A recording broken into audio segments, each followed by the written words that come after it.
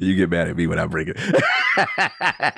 And we are live. The last word. Lord Cognito, Ebontis, Ty Guy Travis on that Thursday Destiny Campfire Flow. Back at it, boys. First, let's start with Ebontis. How we doing, sir?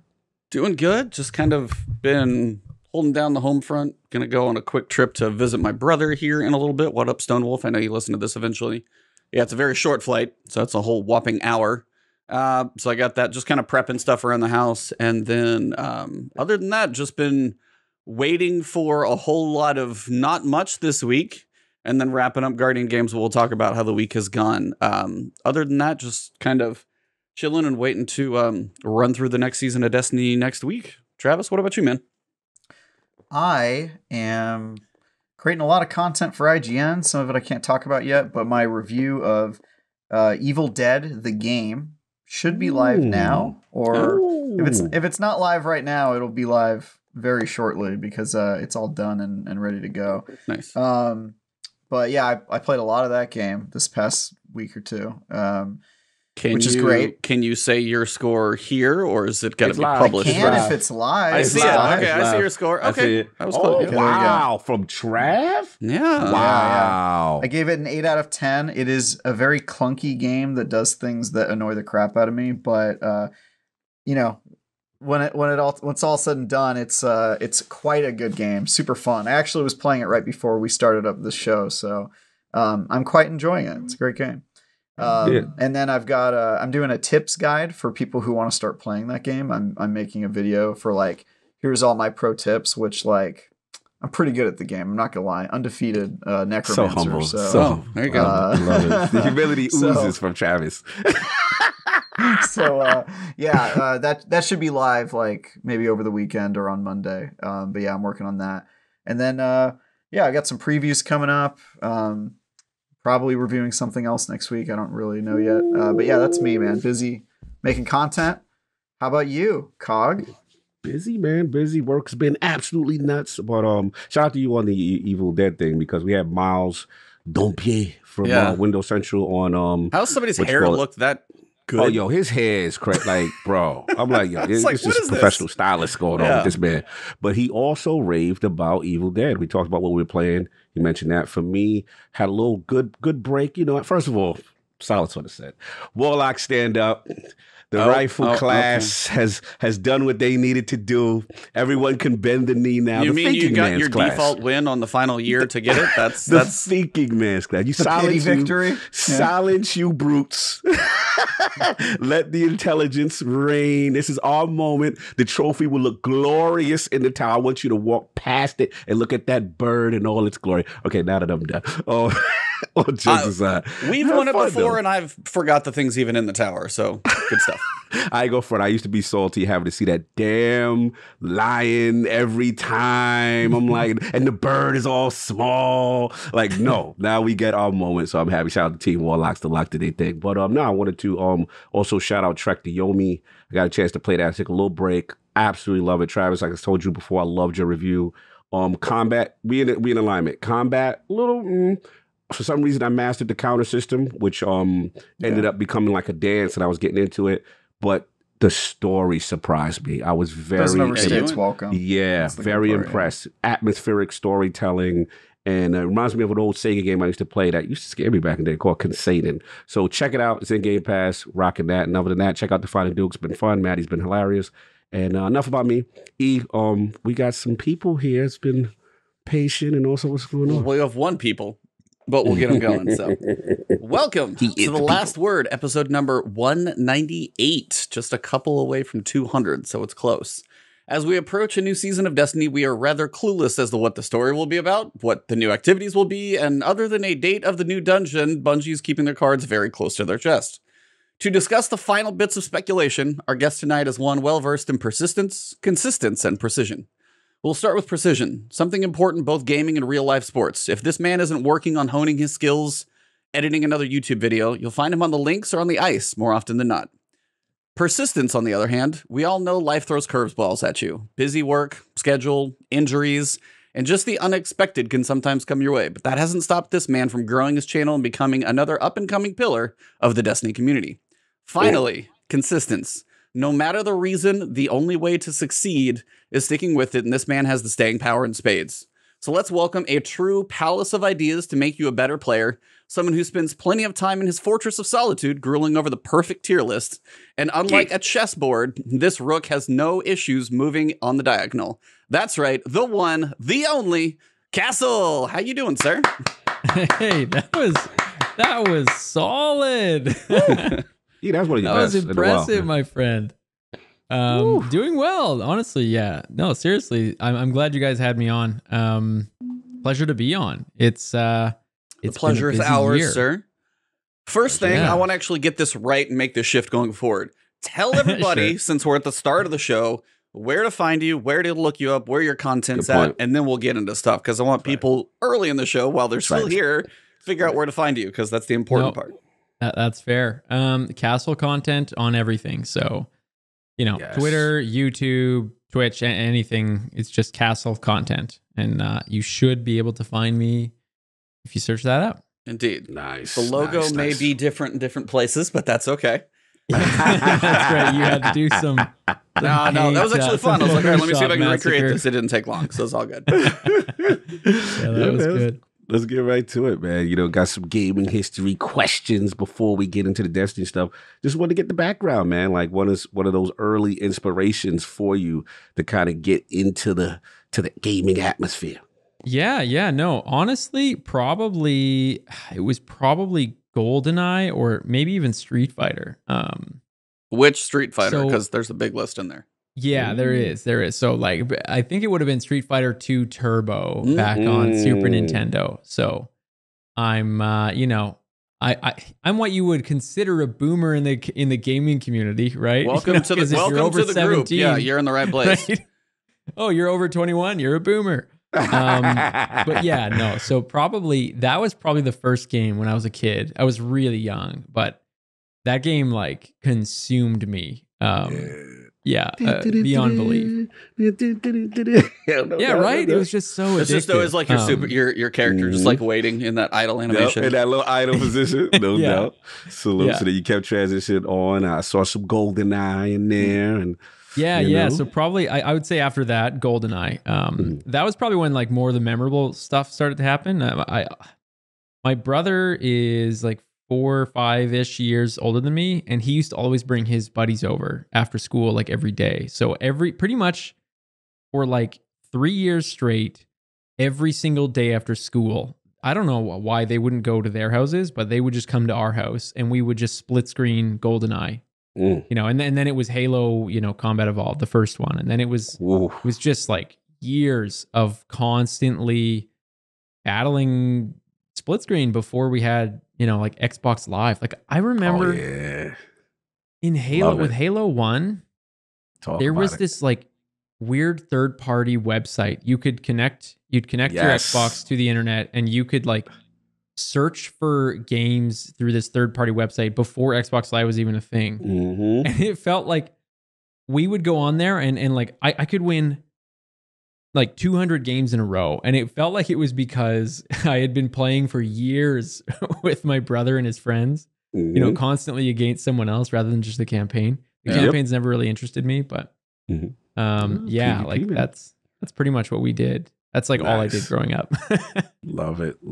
Love it. No, y'all got more questions. Trav, you've been shaking your head. I got to know what's all shaking your head about. I was shaking my head at GoldenEye because I kind of begrudge anybody who says that was a good shooter. Because it's like, Oh you my ask god, people, it was so good. it really wasn't though. And if you could play that game now, you would It's agree not with good me because now, but for its time, it wasn't even good back then. If you ask people like, oh, what was your favorite shooter? They'll be like, oh, back in the day in the 90s, what was your favorite shooter? They'll be like GoldenEye. And I'll be like, I don't think you heard the question.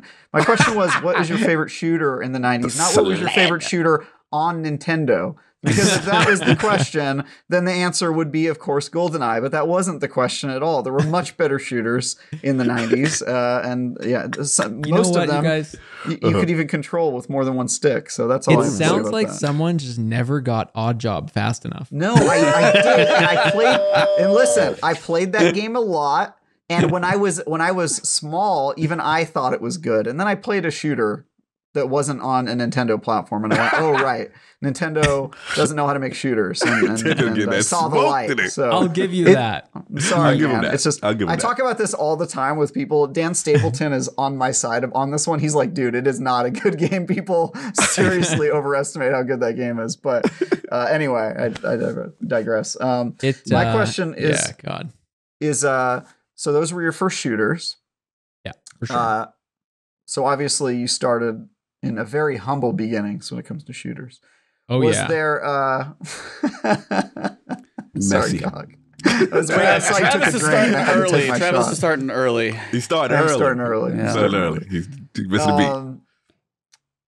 So my question is, when did you get into good shooters? I'm just kidding. When did how did you get If you'd into like to skip Destiny? ahead 1 minute, we'll get to a real question. No. How'd you get into Destiny? Yeah. So that's my question.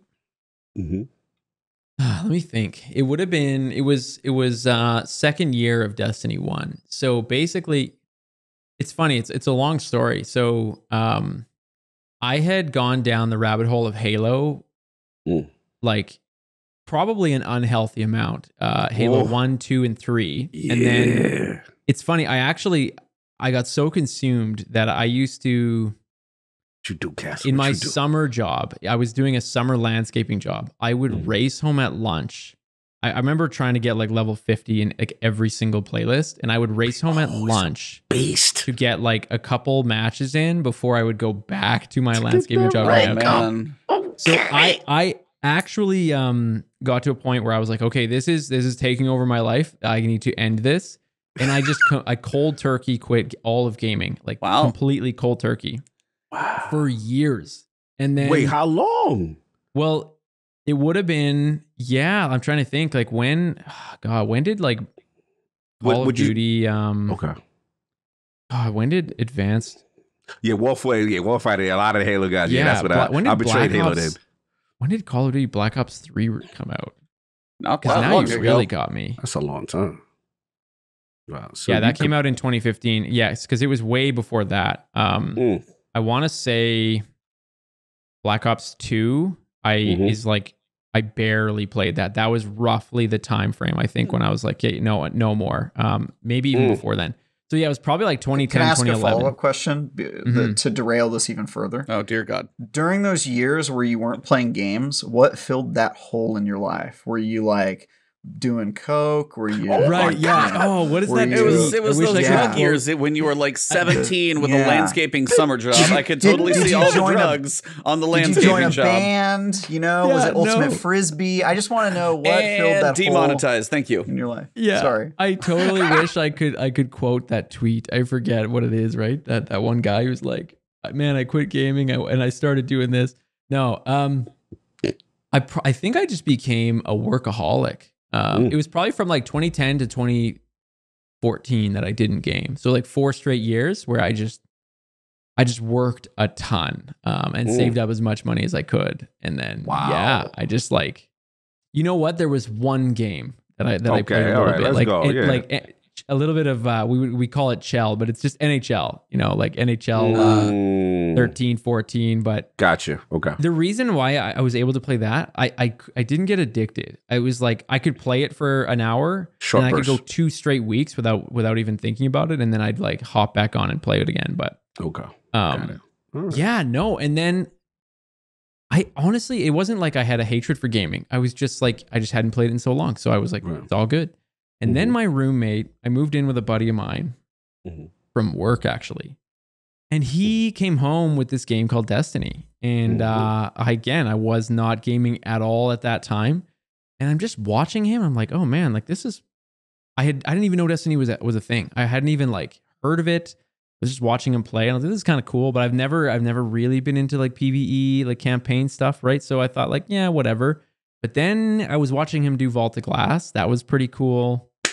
And then like Crota's End, right? So I was watching him like kind of progress through the whole first year of Destiny. And then eventually he finally dipped his toe into PvP. So I literally didn't even know there was PvP for like 8 months after the release of Destiny 1. You're like, oh, this is a cool PvE game. That's kind of fun to watch. Oh, you can shoot other people? Now you have my attention.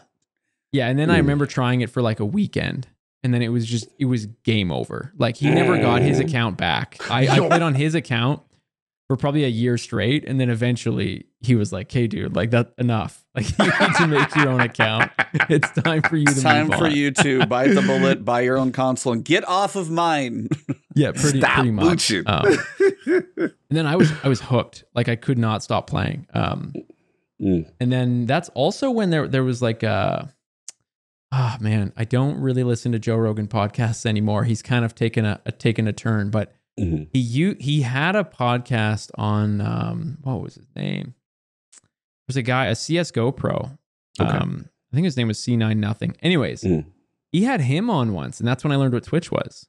So it just kind of rabbit holed after I had like learned about PvP, and then played on my roommate's account for a ridiculous amount of time, and then I created my own account, and then I saw this podcast with Joe Rogan and this guy, the CS:GO pro, about Twitch, and I was like, oh wow, you can watch people? Like I didn't even know Twitch was a thing.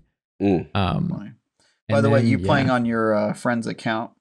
I think that counts as an account recov. So Bungie, ban him, please. Yeah, we snitching. He's officially outed himself on the podcast. Yeah, exactly. So we're gonna need to definitely get that account ban working. That's what's up. Yeah. That's what's up. lot of trials on his account. That's for sure. There you go. Well, PvP What you makes got for sense. him? No, so I wanted to ask you. There's a gap in there. So you got hooked, and then there was a change in input method. There was a little bit of a situation that happened. So I got to hear this story. Totally. I know very little as well. So what's the deal? There's a break. What happened? Yeah, a lot of people don't probably know. Right. So then after the Joe Rogan thing, I was like, well, damn. Like, I used to be so good at Halo 3. I could totally get good at this game, and then I could stream on Twitch. So, I like hummed and hawed over the course of like late 2015, whatever. And then in 2016, I started streaming on Twitch. So pretty early on, I think, relative to a lot of Destiny streamers. Streamed all of 2016. I wasn't big or anything. I probably had around like 50 to 60 viewers per live stream. And then it was like enough for me to, it was just enough for me to constantly, keep coming back and doing it. But then I tore all of the tendons in my left wrist going to my thumb. And then that was like, that was pretty devastating. So like ear to ear? Or... So, I mean, it started like right here. Oh, God. Anyways. Yeah, it started like down here, and it went all the way through and into like this area here. Damn, Cal. Okay, dare I? Is it a safer podcast story of how that happened, or is this it was secret? hockey. Wow. Oh, hockey. Okay. Yeah, it was just a really, really bad injury in hockey. I don't know if Gotcha. it's like gruesome or I don't know, just making sure. Yeah, Speaks. no, you're good. Context. Yeah. So when that happened, I didn't like become depressed, but I got pretty pissed because it felt like I can't use a controller anymore. And like that really opened my eyes. Like, holy crap! I'm trying to like stream full time. Look at how quickly I just can't stream anymore. So then I like tried like IRL streams. That was a struggle. So I actually didn't play for like a really good chunk of 2017. So all of the hype For D2 launch. going into D2, I was still rehabbing my left wrist. So I actually missed the launch of D2. Like I didn't play at all. And That was then, a double primary error. You I was like, lucked out. did you come back for Forsaken? Drew you back in when it got good again? Is that right? So then in 2018, I was like, finally, I was able to like work, because I also work with a mouse and keyboard. So at work, I had like modified duties for a long time too, because I just couldn't use my left hand. And like when you're trying to type with one hand, like you'd rather, put your fist through a window. Like, there's nothing more frustrating than trying to type with one hand, and then switch from the mouse to the keyboard. So anyways, eventually I was able to like use mouse and keyboard pain free. I was like, I'm good. I'm all rehabbed. I'm good. And then I tried using a controller again. Just couldn't do it. Just like after like 40 minutes, 30 minutes of using a controller, I just would get shearing pain again. So I was like, okay, I can't do that. So then I was like, well, I'm on the computer all day at work with zero pain. Maybe it's time to learn. So I was kind of forced to learn mouse and keyboard. So that would have been 2018. And it's funny, it was like similar to the gaming thing. It was a long enough break. I didn't come back to Destiny. I became the boomer of Fortnite. So I actually got like insanely hooked to Fortnite. Wow. So much so that I started qualifying for some of those like Fortnite has like a bunch of levels of qualifiers to get into tournaments and whatnot. And early on in 2018, I was starting to qualify for some of those tournaments. So then I basically like flipped the switch and was like, no more, like Destiny's just out of my mind completely. I was like all in on Fortnite. Wow. Yeah, did that for... That was also when I was like, I want to stream again. But Mixer was blowing up. Right. Kinda. They were kind of faking it. They were faking it. They were fake. Yeah. So Microsoft was like inflating the numbers on everybody's streams so that like the social media around it would look better. Kind of crazy actually, but it worked because it got me to come back to streaming, and I was like, oh, fresh start, Fortnite, I'll try Mixer. And they had this cool thing where they had like this like algorithm where, you know how like you have front page on Twitch? Yeah. So imagine like front page on Twitch, but it constantly switches between players that are in the top 10 of a battle royale game. So if you were in the top 10 of like Fortnite, it would switch to you, and you'd have thousands of people watching you because it would like pick up that you were in the top 10. And then once you were done, whether you died or you won the game, it would just move on to the next person that was in the top 10, like streaming on Mixer. So it was pretty cool. So I did that, for a long time. But then, I don't know, Fortnite just got like, those 13-year-olds, man. They got some dexterity, let me tell you. Yeah, they Us boomers can't keep up anymore. It's real sad. We can't do it, man. So, yeah. I was like really missing Destiny. So then I came back to Destiny and what season? Give me the you know flow. what it was? I remember the day I came back was the final week of this menagerie glitch where you could get them you could open a menagerie chest like Season of Opulence. Sir, we was eating, baby. Right. Right. Yeah. Chest was nice. Yeah. Back and forth farming that chest. 10 times. So I remember because everyone was like, you got to level up because you got to take advantage of this. So I got to do it for like one session. And I was like, all freaking day. But so yeah, what season would that have been? I don't even remember. But that's 8? When I started up again. That's 8, right? Yeah, seems about right. Sounds yeah, right. I think so. 6, 7. Yeah, because Shadowkeep would have been like right after that. Yes. So yeah, I kind of joined late, honestly, to D2, which is probably why I don't feel burnt out at all. Because I started a lot later. You've been fresh. You've had breaks. You've cleared your head. You've touched grass. You've done all the right things over the years to stay fresh mindset. Yeah. Yeah, he came back post Forsaken too. Like, it's a good flow. Yeah, for you didn't jump into the double primary and Curse of Osiris when we started our podcast because we're smart. Still going though. Still going, bro. Yeah. It was the dark ages. Yep. Yeah, 198 episodes strong. That's solid. Yeah, man. That's unreal. Salute, man. Thank you. Like, what I wanted to ask you real quick before we move on was just like, one thing I just like your technical approach to the content. I think I came across your content. I was looking at roles and I'm like, yo, this Peace of Mind feels exceptionally good for some reason. Oh, it does. Yeah. And I wanna like refine it. I want to know what's the perk tree and what's going on, what people are doing. And you came up. And it's just the way you broke things down was just really interesting. I started really looking at your channel and stuff like that. So like, just wanted to get real quick, like your approach to your content, you know what I mean? As far as why like you chose that style for doing content that way. Cause I really like your approach actually. Yeah. First of all, I appreciate it. That's really kind of you. So thank you. I think, so at work, how am I going to say this? So I am not the brightest. I'm not the brightest guy out there at the place that I work. And I feel like a lot of the things that we learn at work, I always am like, God damn it! I wish sorry. You're fine. You're fine. We're so far past the opening. We have Travis with us. Like, yeah. Just give it a minute. Fair enough. We've broken every years. For years at work, I was like, man, like I wish they would have explained this better. Man, I wish so. Like, I just really insert anything in Destiny to that sentence. So. Yeah, but right, and that's like. So my entire career has been kind of like regurgitating stuff at work, turning around, and then teaching other people at work. Like I have staff at work, and teaching them like how to do X, Y, Z, or how to learn about whatever it is. And I think because I don't catch on to things quickly, like things don't come to me easily.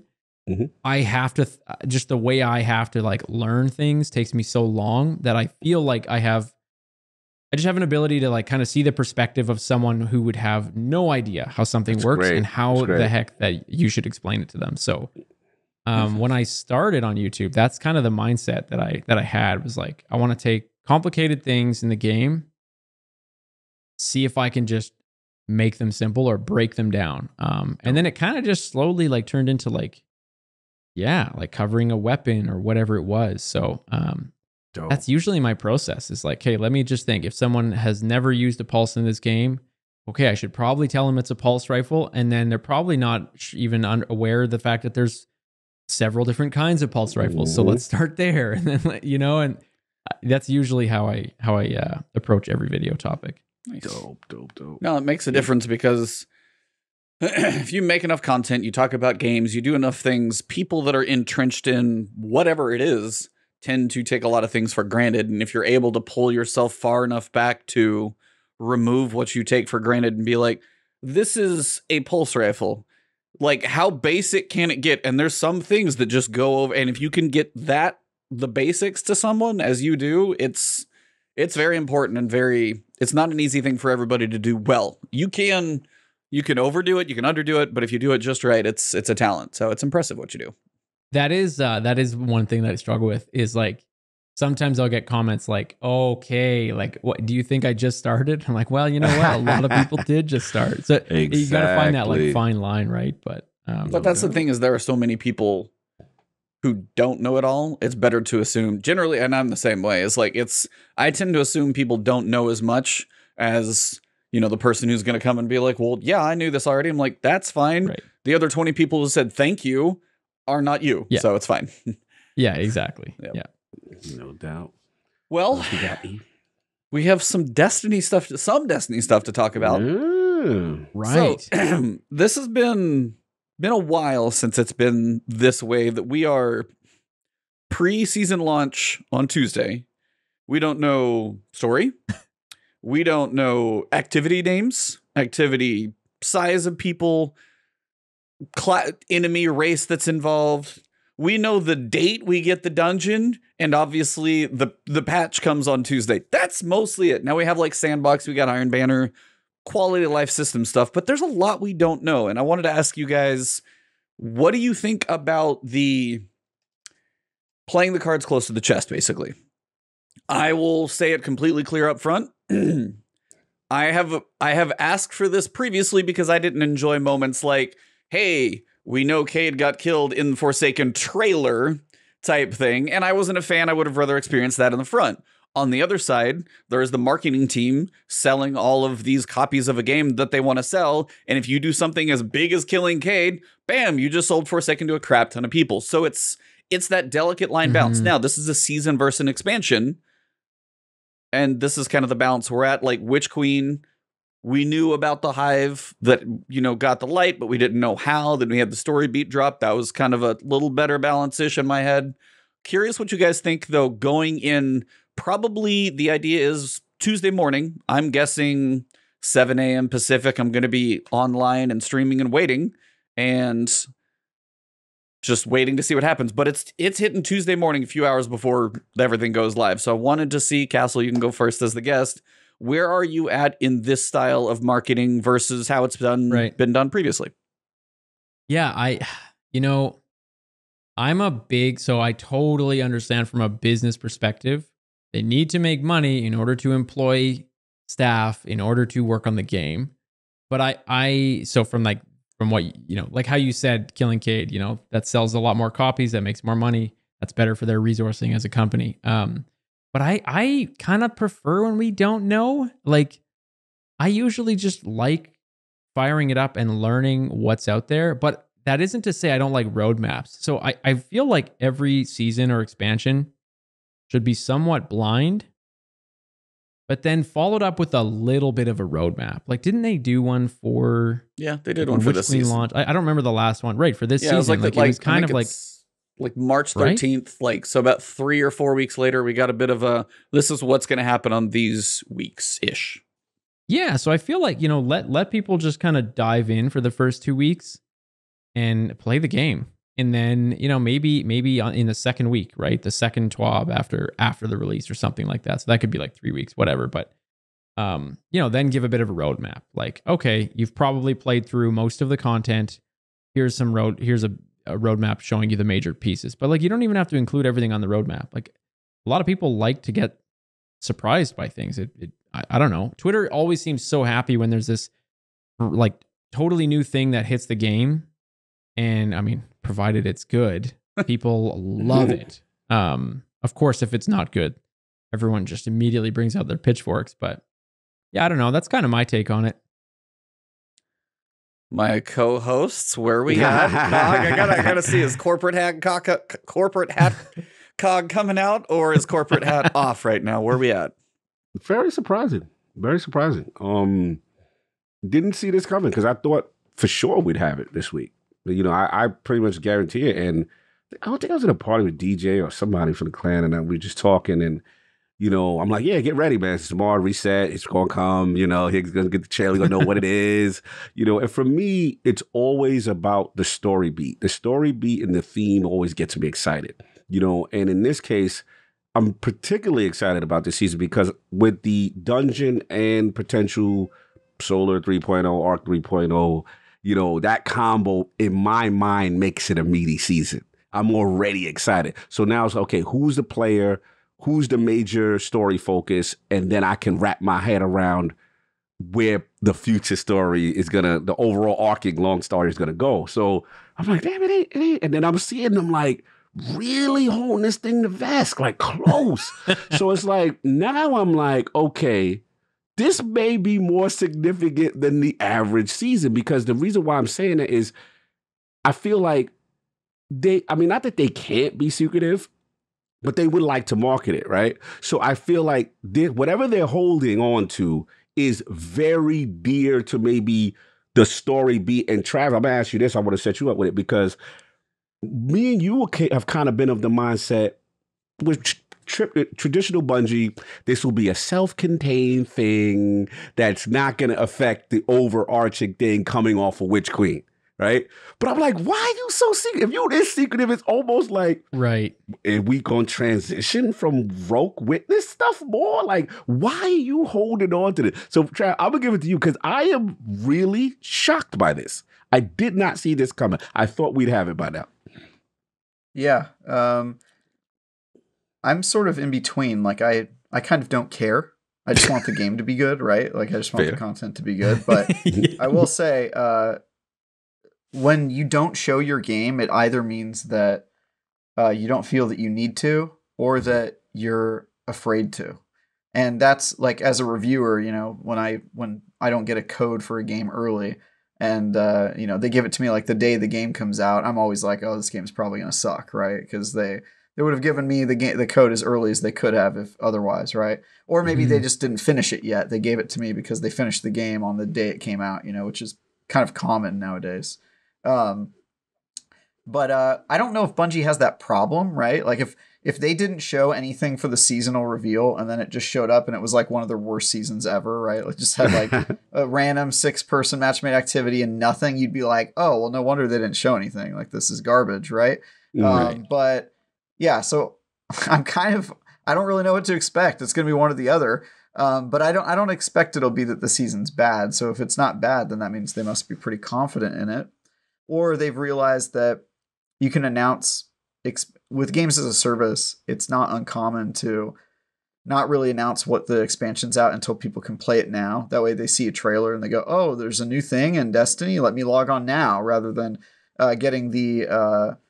they don't have to build hype and try to sell retail copies before and all that stuff. They're just trying to like get people to log on when they see the hot newness. So maybe this is their model for seasons in between the large annual releases. You know, annual releases they hype up before it comes out, and then the seasons they kind of just let you know once it's already out. I would be okay with that, and I trust Bungie enough to know that it's not gonna be for, you know, the other reason that we usually don't see trailers, which is that they're afraid to show you gameplay or whatnot. I don't think that we're in any danger of that with this particular title, but it is, you know, transparency is something that I sort of advocate for. So I'm a little on the fence on this one. Castle, you were going to say something? Mm-hmm. Yeah. So, you know, what would be terrifyingly bad is if they were like, the big secret is Solar 3.0, and then they're like, "Oh crap!" They know it's coming, like, but they're like too far invested. They're like, "No, just keep it a secret." Yeah, I mean, the idea is like, hey, you guys are right. It's the Solar 3.0. Like, yeah. Oh no. I was like, what if the big secret was that they couldn't get Solar 3.0 out in time, and it's like not in the season? You know what I mean? That would hurt. That would definitely not be. That's the problem with not showing your trailer. That's the Starfield tiles delay. No, I'm just kidding. Yeah, no, the I had to do that to you. Well, the thing is, Starfield also didn't show anything, right? That's why that delay doesn't bother me. It's more like when you see the product and it either isn't what you were expecting, or they you risk the anticipation of what your product is going to be spiraling out of control when you do that method. So people might have their expectations too high. Right? Like COG is now like, oh, if they're not showing anything, it must be this hugely consequential season. And if it's not, then we're going to be like, oh, damn, maybe they should have just shown us something. that way we didn't run away with expectations. I mean, they were yelling Bungie from the rooftops. See, that's the thing. And that's kind of what it's been interesting. That was before Witch Queen came out. I think they've been doing it again recently. They've been doing it again. I've seen some of those coming again. Yeah. So they're popping off again on Twitter. Like they are so hyped. Yeah, I mean those are individuals though. They might be looking at Destiny in 2024. I have no idea. You know. I mean, you never know what they're in reference to, but that's the narrative team. And I said this like in a previous show, has specifically been hyped for. Like, we're really hyped. I was hired for this thing. Finally, whatever I wrote is coming out this season, and they're hyped for it. And that for the narrative team, especially when we heard issues about, you know, narrative and story and lore and Myland Games and the stuff you went through previously, now seeing the narrative team be like, just in COG's words, outside talking about it, it's exciting because we got a really cool, tight story in Season of the Risen. Way better than Season of the Undying. So, I mean, we've made leaps and bounds from where we were for these seasons before. And this was the season that launched with one of, like, literally the best Destiny expansion. Also got a damn good tight season to go with it. Was it the best season? That's debatable because, you know, it was cool, but it was a little shorter. Some good guns, different activity. But it was a decent season paired with a great expansion.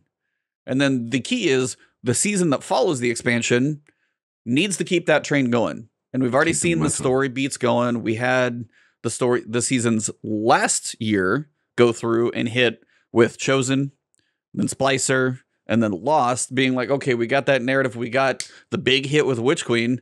What are they going to do to lead into Lightfall, which feels like this near cataclysmic moment outside of Final Shape, which was, you know, feels like we're going to fight the Witness. What is that in between moment and what builds to that? And if they're actually in some coherent narrative to that, I want to see what that is. But the narrative team being excited is really cool. But as you guys have said, if something isn't quite right, like they're building up the hype, and then just like the tea kettle just like fizzles out in the end, there's no like big whistle. It's just like, boo, like, and it doesn't quite hit. Like Solar 3.0, it's like, it's fine. The guns are, we log in, then there's nothing to be excited about.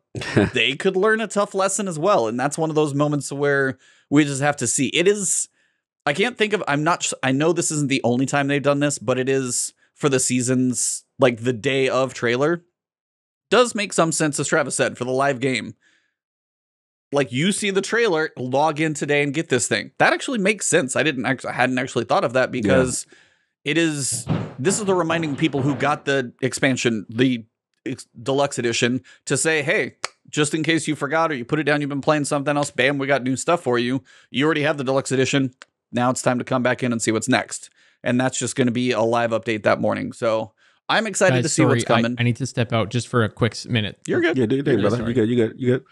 Yeah, man, I'm excited. I'm definitely excited for that. Let's see how they handle this thing, man. This is unique territory, you know?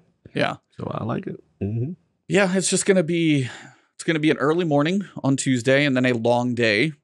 And then we also know the week is going to be a pretty presumably a long day. Depends on what we get. Seasonal activity. The season is just one cutscene. No new activities. I can probably bet that it's not that. What if they didn't show you a trailer because the trailer would have given away all of the content? All the content? 2 minutes is all they have for us. That's it. You log in, you see what Eververse has, and then you're out. That's the only content you need. That's like my weekly ritual in Destiny these days. I ain't gonna front. I do be checking tests out. See what's good of. I see if what's his face has arrived yet. What's his name? Fenchurch. I see if Fenchurch has arrived. Fenchurch. Yeah, if he's not there, I log off. It's my Destiny ritual. Speaking of Eververse, did you guys see the new shader this week? Your RGB rotating color action. Yeah, that's pretty cool. Yeah, so it's a shader that works on Guardian Games armor, most specifically the Xur egg ship, like the Xur meteor ship, and it literally just cycles through colors like RGB in a computer. It's this just constant cycling of color that rotates through. It doesn't work on the Solstice armor. That's still linked to your class glow, but the Guardian Games armor has this rotation like the Guardian Game ships, the Sparrow, anything that has that glow to it. This thing will have kind of a pretty neutral background and the colors just like cycle. So it's just unique shader to it. Just one of those. It's for Bright Dust. So if you want to get it or not. Yeah, I got to go pick that up. Yeah, I thought it was pretty sweet. Awesome. Yeah, it was a surprise to see them get a little creative with those because I'd like to see more of that type of stuff, especially. Mm-hmm. So. What else we got? You guys trying to look like a monkey or what? We will get to that. Put a pin in that one. But yeah, that is. We did get a TWAB this week. I talked about this in my video, and I'm gonna say it again here. Over the weekend, terrible things happened in multiple parts of the country. And shout out to Bungie for they put their statement out basically as to what happened and basically relaying that they're trying to support, anybody who may have been affected by it. The Be Heard pin is back. It was the one that was for Black Lives Matter before. They've got their Black at Bungie Inclusion Club. All of these pieces they're putting it to the front of the store. So if you do buy the pin for the next year, any profits from that are going to go to the Southern Poverty Law Center. That is an organization that works to basically stop all of these type of events from happening and stopping the online pieces that can feed into those. So if you want to look into it, if you decide to donate, that is totally up to you. But it was just over the weekend, terrible situation, number one. And then it was the next day, I think, in California on both coasts. So I was just like, damn. So it was really, it was a painful weekend. I was like, I don't know if anybody else knew, but it was the more information we got about the one in Buffalo, especially. I don't know if anybody else wants to say anything about that or not. No, I'll jump in. It's pretty rough times in the country right now. And I mean, the thing that I always find interesting to relate this into video gaming is just that, Bungie's been consistent. They're not going to back down. It's it almost reminds me of when people, see the meme "shut up and dribble," and they're like, nope, we're using our social media, we're using our accounts to speak out, and kudos to them. They choose not to be run. I think something else I saw, which was very interesting, that someone was like, I wonder if Bungie is going to change its position now to do the ownership at Sony. And yeah, they were like, nothing is stopping us. So salute to them. Right. They've always been on the front line with stuff like this. And it's cool to see, in my opinion, that the company is going to, operate to the beat of their own drum. I'm always a fan of that. So, yep. Mm-hmm. So I don't want they're amazing for that. Like, really, really do love that. Absolutely. Yeah. So I did not want to skip over that because tragedy happened multiple times over the course of the weekend, and Bungie's trying to, do the right thing. And honestly, I'm going to get a comment about it on my channel again, but I put a video in the TWAB talking about this in the beginning. I read their statement about it. That's all my comments are right now. It's just about that type of thing. And it's like, do you talk about it? Do you not? But then it's for me, it's just to a point to where there's very little I always feel I can do, but if you ignore it, I feel like it's worse. So it's the moment.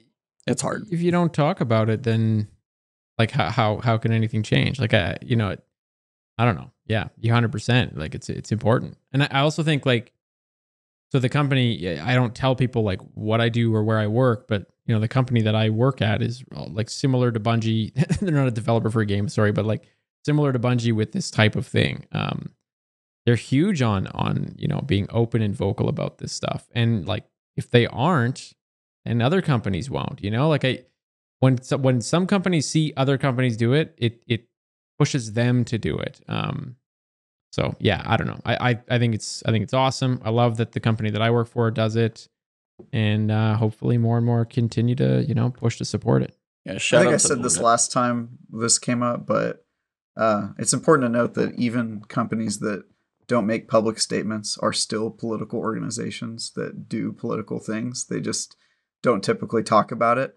I would rather have a company tell me where it stands personally if it's going to be putting its thumb on the scale with money or influence or what have you. And totally. In Bungie's case, it seems like largely the people, the employees feel like their voices are represented by the company they work at, rather than what you see at other places where people are saying some very weird political statements in internal emails and sending that out to the employees to that stuff whole like that. Platform had a bad look this week. I'm like, yeah. What are you I would doing? Just say, we're talking about Sony, by the way. Like, very high up had some really poor choice of words. Say the least. Yeah. So I just feel like not being political isn't on the menu. They're people, right? They're run by people who have money. Their employees work there who have their own personal stake in the world and its politics, and so covering up your eyes and ears and mouth are not really an option. So the question really is, do you prefer it to be transparent or not transparent? Those are your options, right? And I think Bungie's philosophy is probably the one I would prefer. So yeah, I was like, I agree. I mean, Aries said it in chat, nothing changes if nothing changes. Lord Darius, shout out to him. You were literally one of the ones in my comments when I went to go look after the video was up for a little while and I was getting ready and doing the stuff I was doing around my house. I looked in and saw him replying in there. And it's just the idea. It's like, this was a terrible thing that happened, period. Like, that shouldn't happen. And if they're trying to step out and say, hey, these are things that are happening in the world right now. This is why it happened. And we're trying to find a way to help stop these things happening. That's not political. That's a terrible thing that happened, period. And just the fact that they're trying to do something to help that doesn't mean Bungie, stay in your lane and just make your video games or whatever. They're standing up for something that they believe is a good thing. And I think there's nothing wrong with that. And same to you guys in chat and all of you guys saying, it's like the discussions need to happen and it can be a discussion. I am totally fine in comments. You have a civil discussion. Keep it that way. You can have, now granted, I don't know where you're going to come on hopefully you're not like supporting this one. But again, if you are, then you probably don't belong following my channel and that's a choice. But on this one, it's just one of those things that a discussion can be allowed if you have a civil discussion. And that's one thing, Travis, you and I've kind of talked about offline before, is like discourse is hard to have about anything right now. So if you can't have a discussion, it's hard to find a compromise, come to a middle ground, anything like on different issues and stuff like this. This was just a bad situation. And it's just, and it's really sad. And Bungie's trying to do something to support it. That seems like a pretty big win in my book. And that's my opinion as well. So respect. Anyway, got to get the somber stuff out of the way, but it's got to be done. Now, shout out to the Warlocks. Looks like you got that W. I mean, how much support from Bungie, I mean, I don't know how much it was rigged. I don't know how much it was rigged. Processing. I know my Titan brothers are processing right now. This is tough for you guys. And I understand, you're used to running it full head first into things and getting your way. But this time you bet it against the brick wall. That is the Warlocks. And shout out to the Warlocks that did the right thing. That now we're back to the natural order of things. And it feels good. Just for Travis's face right there, that was worth it. Yeah, exactly. Travis's face was worth the price of admission. But look, man, it was great. It was good to see, and I just can't wait to see when do we get the prize? When does it go down? Yeah, I want the full celebration. I want the pomp and circumstance. I want flowers, rose petals, trumpets blaring. I want warlocks all across the world. Put their hands up. It's our day. It's our day, guys. Yeah. Okay, what did you guys think? Just straight up, blunt. Like, what do you guys think of Guardian Games? How they do it? I'll tell you. Hate it. Ideas on what they could do differently. Well, it was like we actually covered a decent amount of this last time. I asked these two. No. That's what I was going to turn around and ask you that because we had some of ours. I asked these two last time how much they had been playing Guardian Games. Basically none. I've been doing zero. Yeah. So see, and you contributed to your own downfall. Yeah, I know. Shout out to the Warlocks. Yeah, I'm just joking. Good. From the guy who didn't contribute to his free W either. I was playing Iron Banner. Iron Banner. Like, look what I did nothing for. I contributed. What's that beep? I did my part. Yeah, I put one medallion in. Exactly. Somebody joked before in my chat, and I think was just saying it's like, okay, so now everybody's got one. So next year it's some kind of tiebreaker when they refresh it. Like that could be a thing. It sounds like when we're getting to events like Solstice of Heroes or Solstice now is going to have a little bit of a tweak.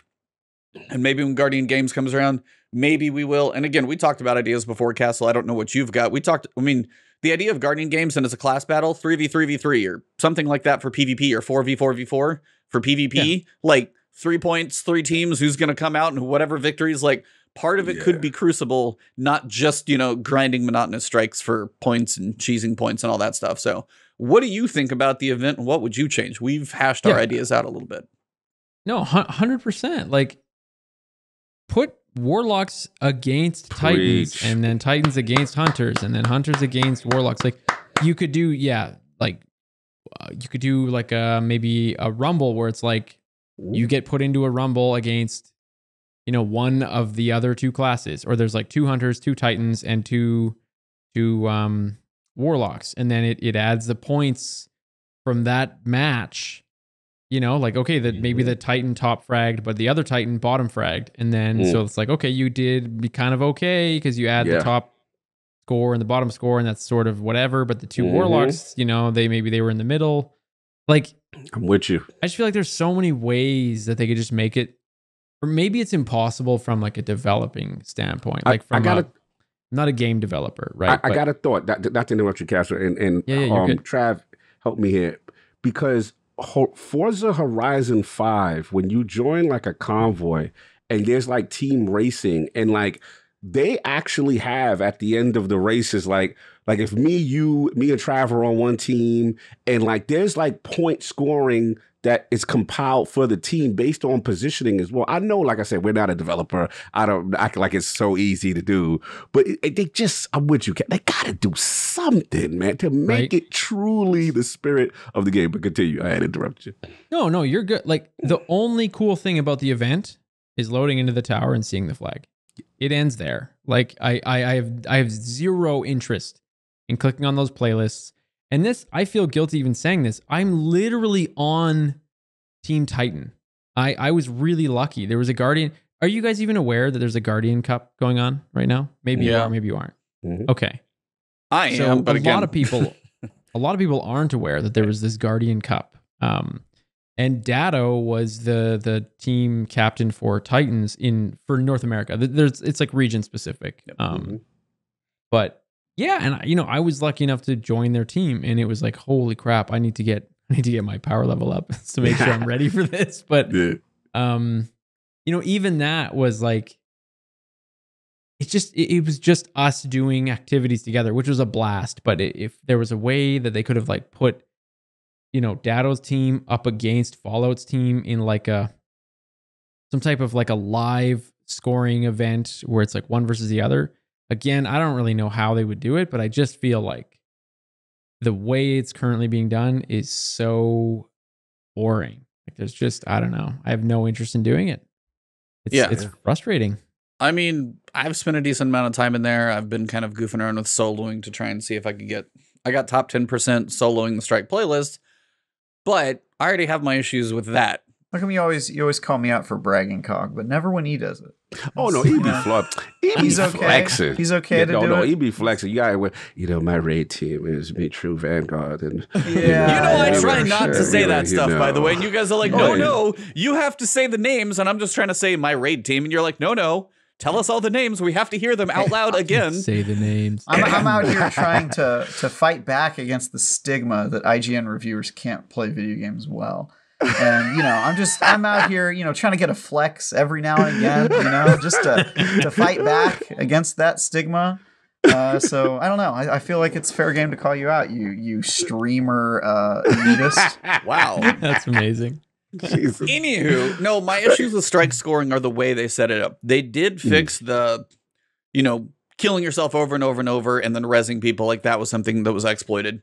But the idea that time is not incentivized. Like if you're fast, there's no bonus for being fast and still killing everything. There's no benefit for that. Right now, they changed the Strike from Vial of, I don't even remember the name of the Strike. What's the whole name of the Strike? Vial of... Oh, birthplace of the Vial. Got it. Okay. Because there's a point where you can just spawn enemies until your time's up, take that score, go beat the boss, and that's how you get your time. And you can farm that one for a bunch. The idea is there's no benefit for time. Fast, which again, if you can kill everything, survive, and actually be faster, you should get some benefit to that. The whole dance before you do a finisher for so many the emote before you finish anything gotta go. I don't like the idea of like, hey, let me play tactical, but let me dance in the middle of a strike before I go finisher. Like I understand like Lucent Finisher. The Lucent Finisher piece is a good thing because that actually helps you get ammo, and like finishing the champions is not a bad thing. But that shouldn't be like worth 10,000 points, and if I kill a guy, it's worth 2. And new rad, I don't know on that one. So anyway, I can have my own opinions, but hey, I could agree with somebody. That's fine.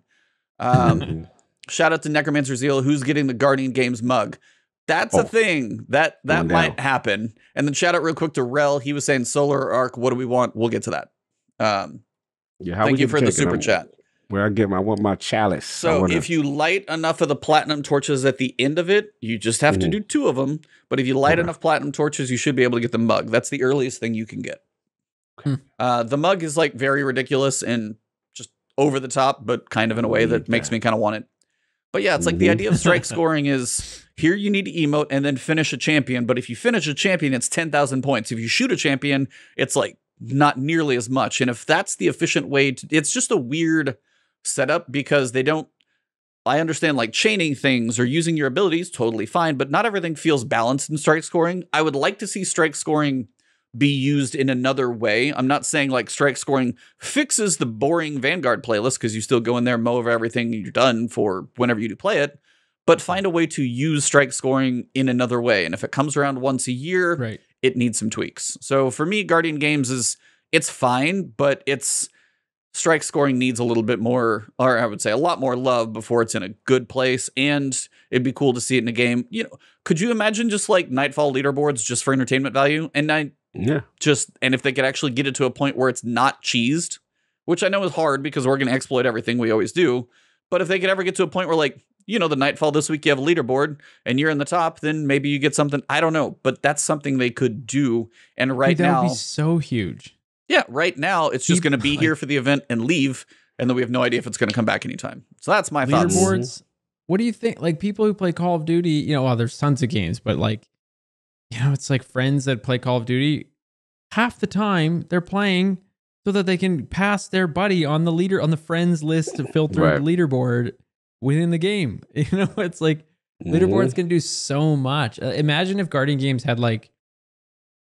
Not like what am I trying to think? I think of like like all-star games or all-star matches in sports. So like with hockey, it's like you've got like your fastest skater, you've got your most accurate shooter, your hardest slap shot, so on and so forth.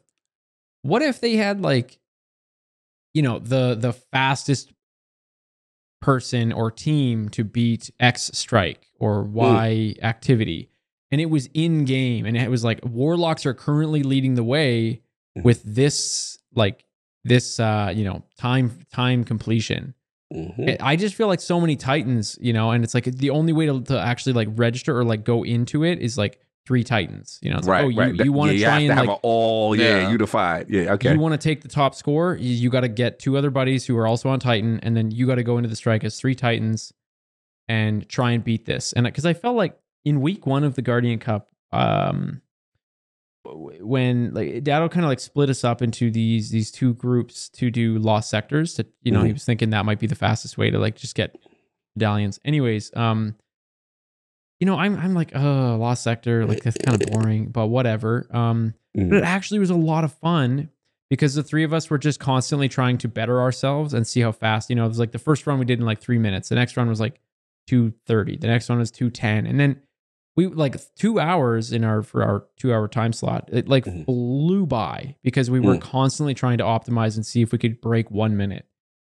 And I just feel like people need something like that to chase. And then I don't know how you do the scoring, but like somehow like whatever team wins this thing, the fastest skater, which could be emulated as like the fastest completion of this strike, gets points for the Warlocks or something like that. But I don't know. Definitely needs a rework to make it actually competitive between the classes. It's just the nitty gritty, and hopefully they take the feedback because it's just been rinse and repeat this thing, and it's not really competing. It's like Travis said it best last week. What was it? It's like this.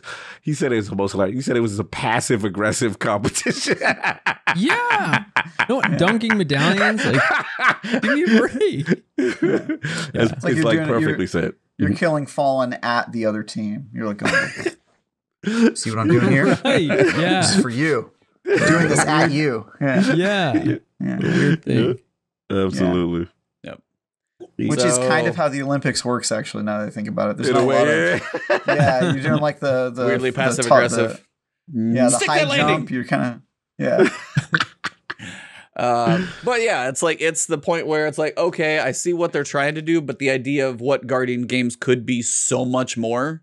It just depends on, I don't know how much resources they have and what it would take, but it's an event that has so much potential in all of our eyes. It's just if it can get there. So yeah, it's funny that they don't have a leaderboard in PvE, and they don't have a competitive anything in this game.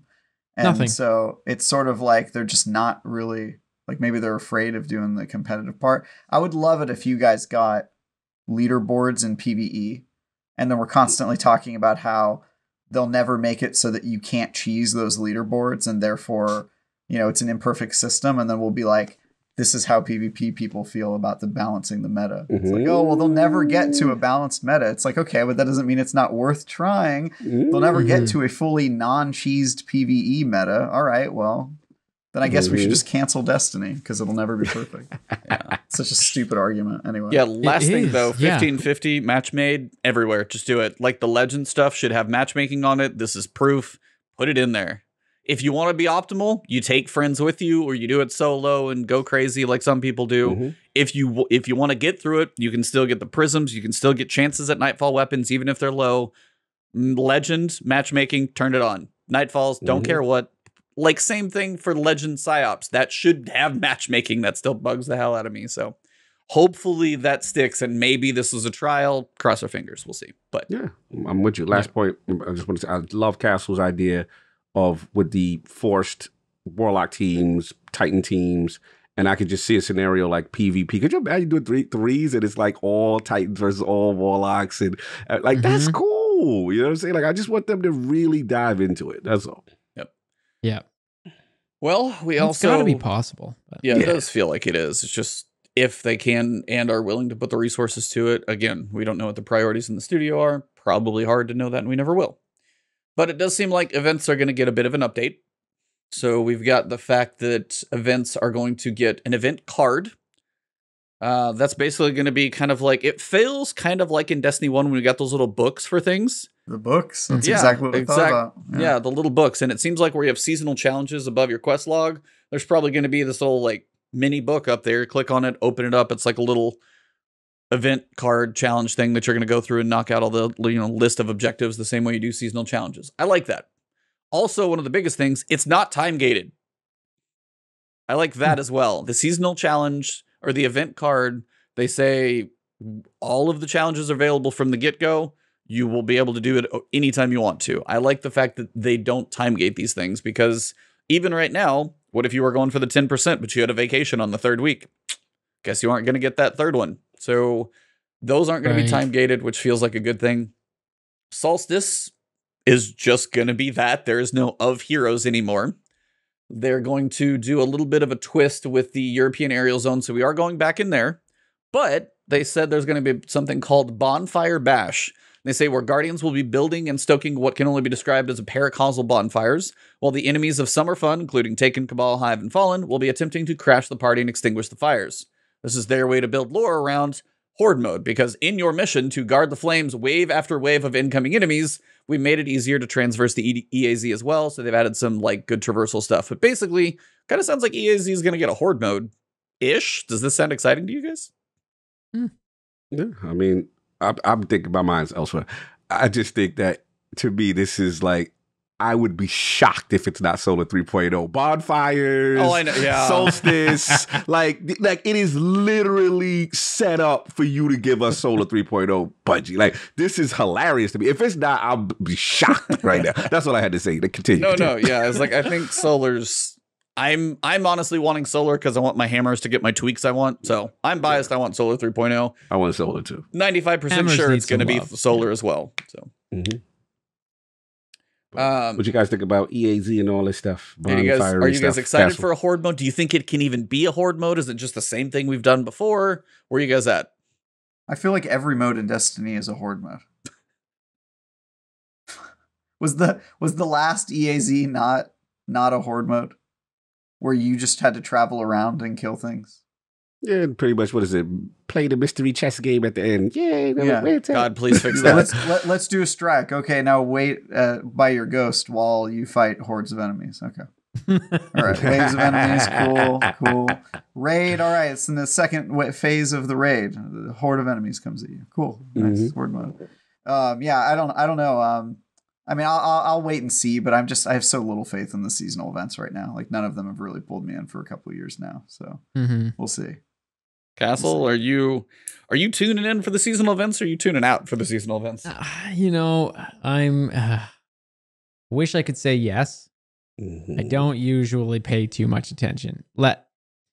Being in this Guardian Cup kind of forced me to learn about Guardian games, and obviously I've known about it for since it's been a thing, but this was the first time that I was like actually learning how it works and interested in, how it works. And yeah, I don't know. Not many of them pull me in, unfortunately.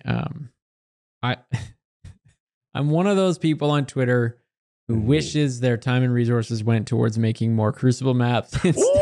How dare you, Castle? How dare you? You do get one coming up. How dare you want them? It's a Rift map. Wait, Castle. The nerve of you to want them to improve this other aspect of the game that's neglected? What's wrong with you? Don't you know this is the PvE 80% game? You're in good company, though, because we all would like some of that.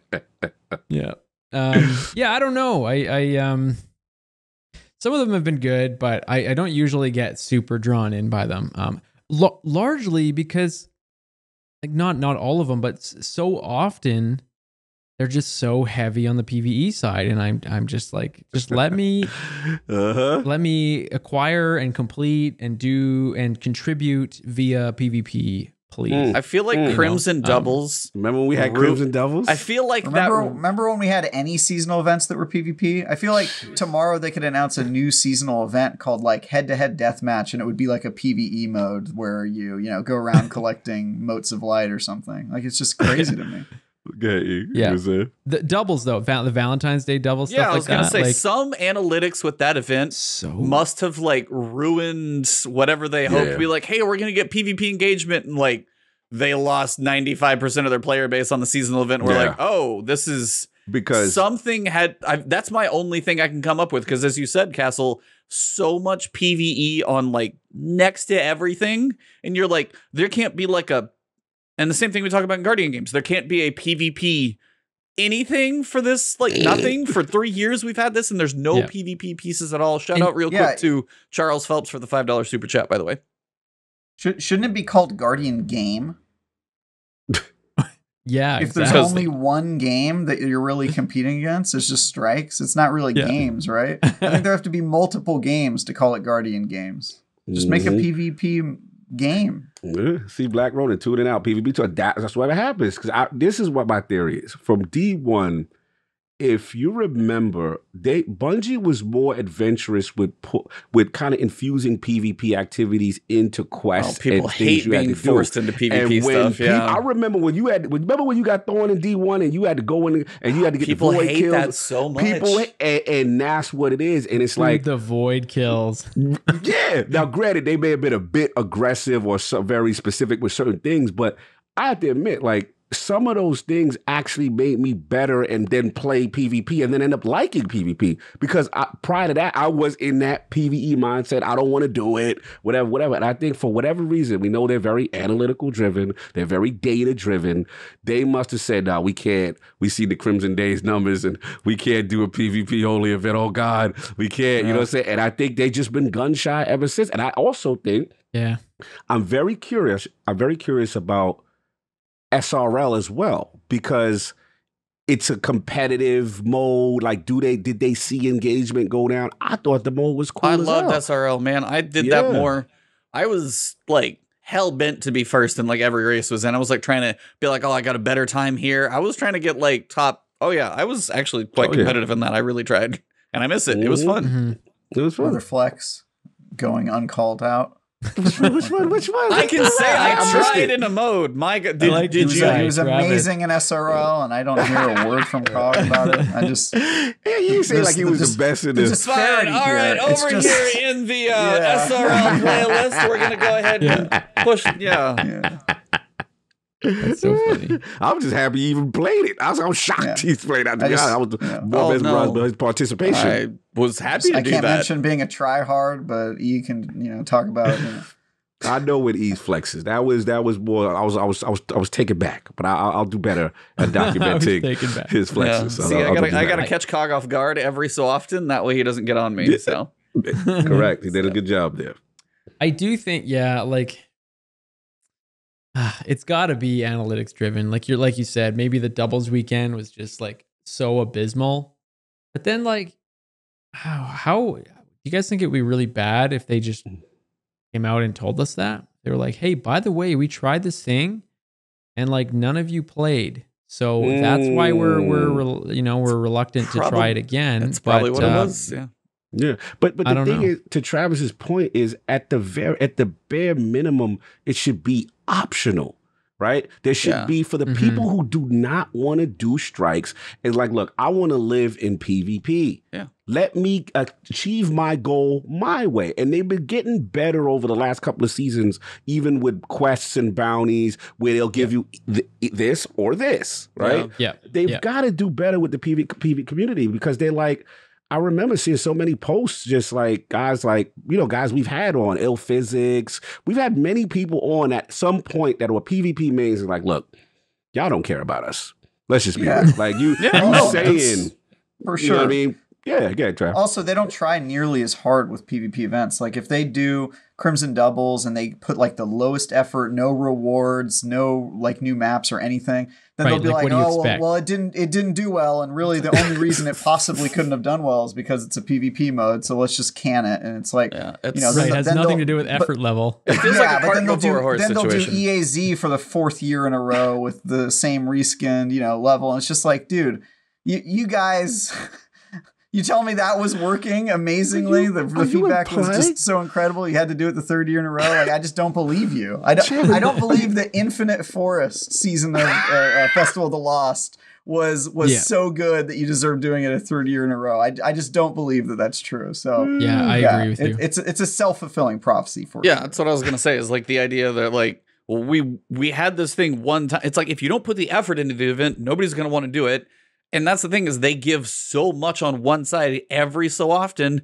Make the PvP people happy. You got to balance it. And I think finally either teams move around or shifted or priorities or whatever. We've finally got, the big Jogroth drop. We've got like Rift is finally coming. We are getting one map. Like, the train is barely leaving the station. Look how barely. happy we are. And they it's give us a crumb and a biscuit. I told you, the tram started to leave the station. It's got a long ways to go, but That's it's like what blows my mind. it's like- barely started. But it's I like think the train is headed on a railroad track with all the PvP players that are tied down to the railroad. That's what I think is happening. Yeah. Had to run over. That's where that train is going. Yeah.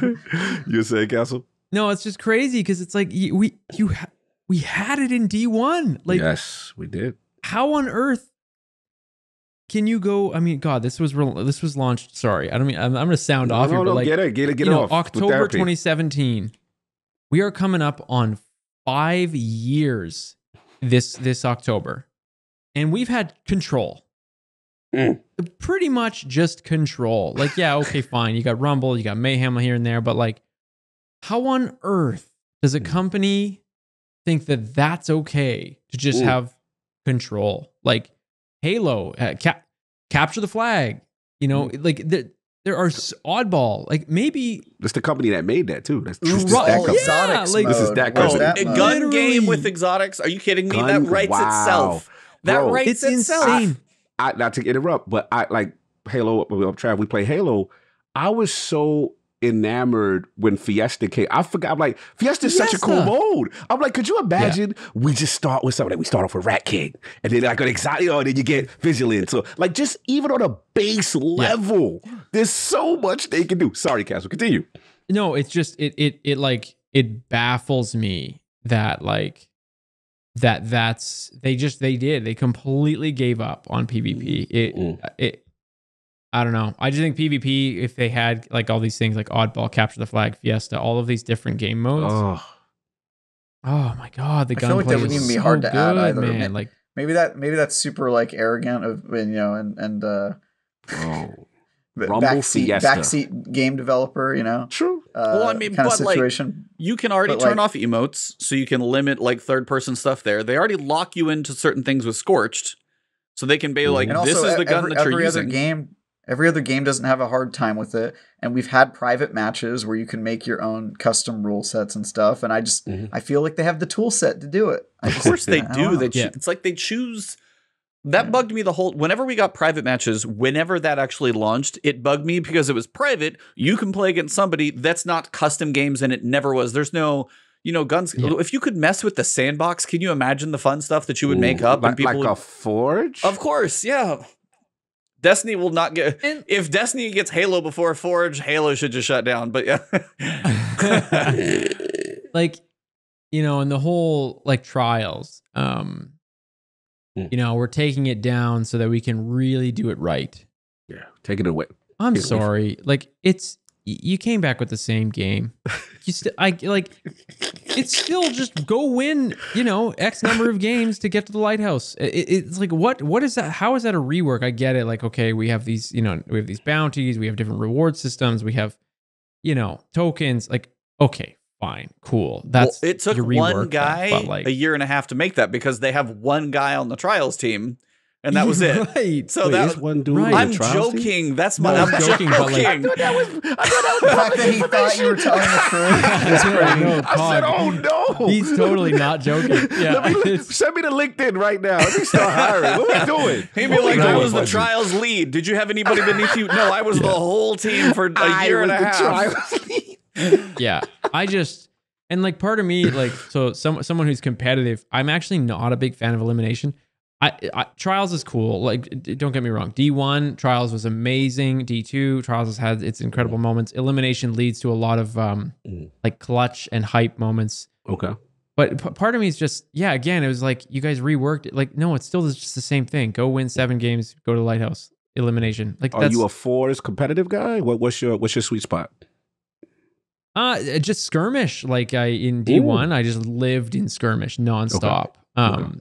It's just 3v3. I actually think like the comp game mode, Damn, it's been like so long. I survival? forgot how Not bad. skirmish played. I Survival? forgot what skirmish is. Damn it, I used to play. Yeah. I can't remember. What was it? What we used to do in skirmish? It's No, 3v3, I mean, just it- kill. Just kill it. yeah, it was right? basically just Slayer. It just had a different point structure. So it wasn't like 1 point for a kill. It depended on like what the kill was and stuff like. It was just a points based. No reses though, Slayer, right? basically, but there was no reses. yeah, I just okay. Sorry to derail you. I forgot. I just want to know if there was reses in skirmish or no.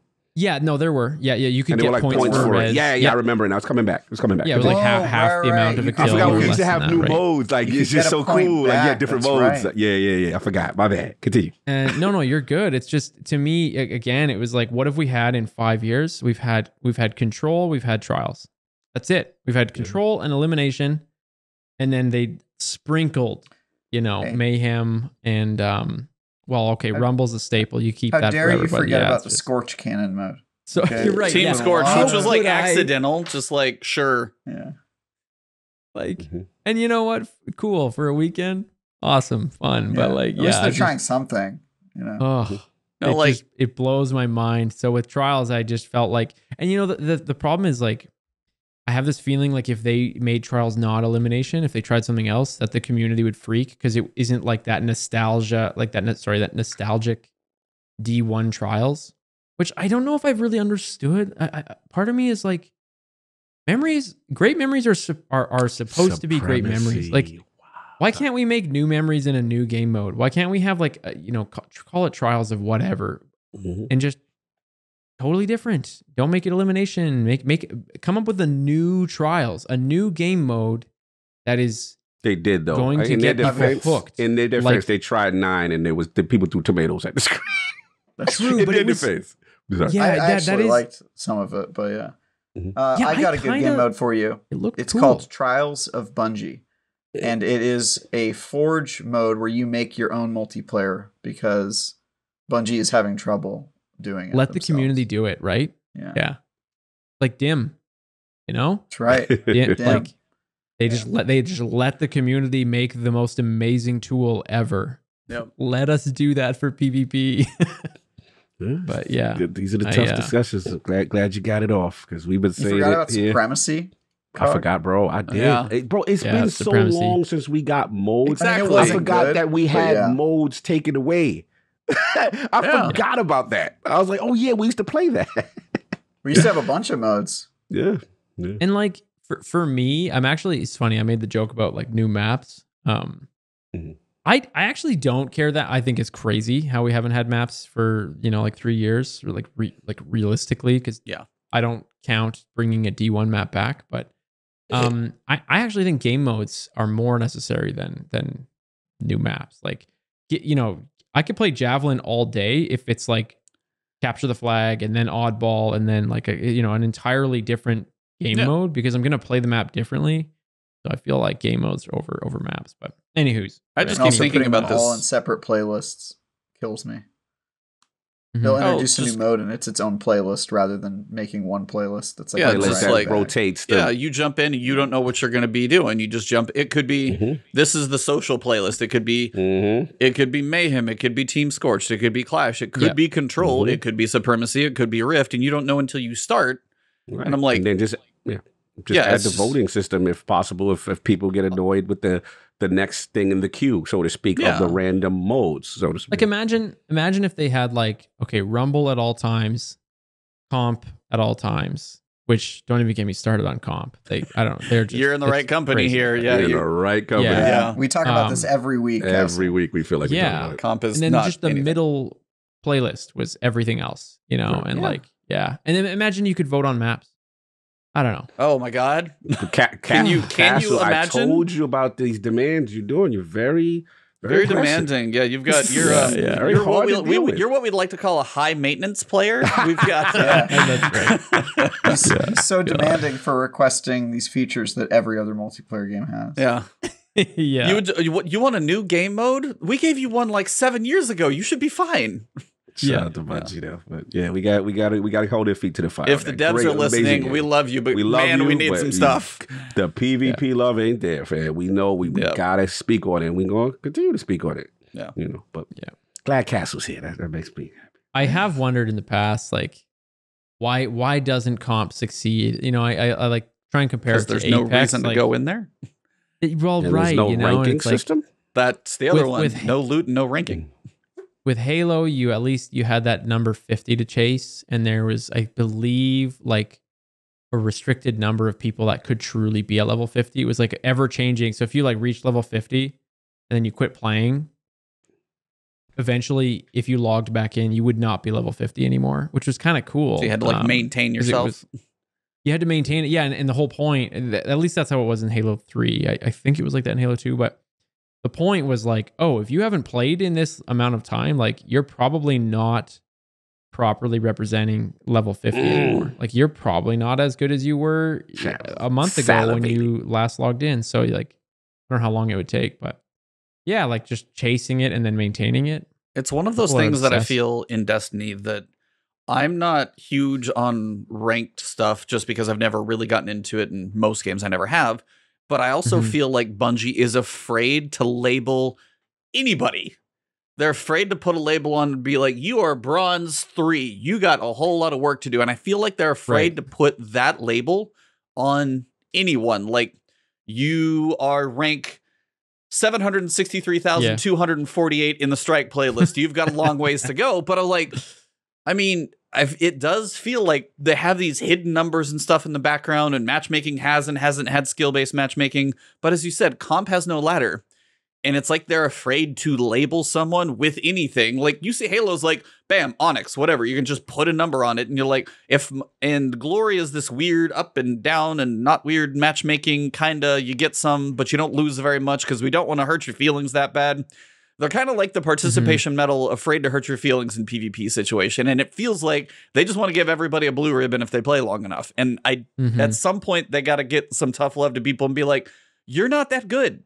There are people much better than you, and you've got some work to do. I know I'm not that good. I'd go in there and be like, what? There's 5 levels. I'd be like, maybe like silver 1 is probably where I'd see myself. And I eke up into gold 3. I'd be like, yes. And then it's like, I still got to go through platinum and try and get to the high one. But like, that's something you feel accomplishment in those levels too. And if they don't give you a chance to go after that, that's why I'm hoping season 19, the Glory playlist rework stuff. God, I hope so. I really do. I know I'm asking for stuff again. We got one map. I know. Brother. I got excited again. I'm Relax sorry. Yourself. Let's be happy with the one little cracker they threw us, and you all these delusions grid. I apologize. I got hopeful. I shouldn't do that. Can't dream in PvP. I'm sorry. running into someone who's better than you, at least for me, I've never been like upset about it. It's always been like humbling, and then it kind of like drives me to try and be better. I'll never forget, like, there's a guy named Lunars who he streams on Twitch all the time. I remember back, this is a while back, making YouTube videos has actually taken away a lot of my gaming because I spend way more hours now making the videos than I do gaming. But before I was like diving really deep into YouTube, I was like playing Destiny nonstop. And I remember like, I just played so much Rumble over and over and over and over. And I kept, improving, and it was great. That's how I got better. And I ran into this guy named Lunars. It was like, he stomped me. I could go on like 15 game winning streaks, first place, no problem. And then I ran into this guy, and like, he stomped me like 6 games in a row. And you just reach out and be like, went to his Steam page. And I was like, dude, you're the best player I've ever freaking I gotta check your stats. Are you real?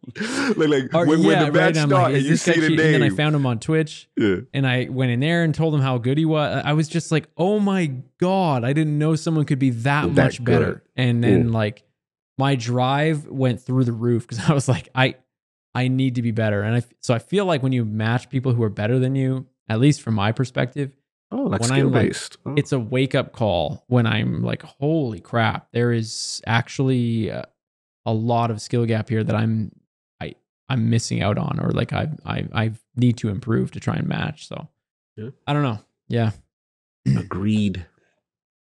But one more random thing, by the way, events, because we got so far off topic, we were actually in the middle of that. Sorry. Yeah, sorry. No. That's part of the podcast, is we get off on tangents, and you're a PvP player, and believe me, I actually wanted your thoughts on this stuff. So I'm glad we actually got into that chat, because I didn't exactly know how to get us there, because we've talked about it, but I wanted to get your thoughts, which was perfect. So you opened up, and thanks. But events are technically going to have like seals and titles to them. They're going to have like a solstice title and seal to work for, but there's also going to be like a year-long, did you do all of the seasonal event seals? So Teddy has two more things to actually go for now if he's going to be the 100% completionist. So we wish you the best of luck, Teddy. Now you can't take vacation around seasonal events either if you want everything. You have to be there. Holy cow. Also, this I did want to get your guys' take on. The upgraded event card. So you have the event card, which is going to be like, here's the things to do in the event to upgrade shaders, ships, and basic stuff that you're going to get through the event. And they said some of the stuff specifically is going to be earnable, which I did appreciate. On the other side, there's an upgraded event card that will cost you 1,000 silver. It will immediately grant players exotic reward bundle. So the one, for example, is going to have an emote, a ghost shell, and a legendary shader. And then if you earn tickets, which seem to come from like doing the event challenges, you're going to be able to basically cash in the tickets for other stuff that are going to be part of the upgraded card. Now, these are all cosmetics. Do you guys think this is getting to be another place of microtransaction-y? Do you feel this is a little greedy to have like a pay situation for a seasonal event? I got to get Travis first because he loves the amount of currencies and the number of times they charge you for things. Travis, thoughts? Yeah. Yeah. Yeah.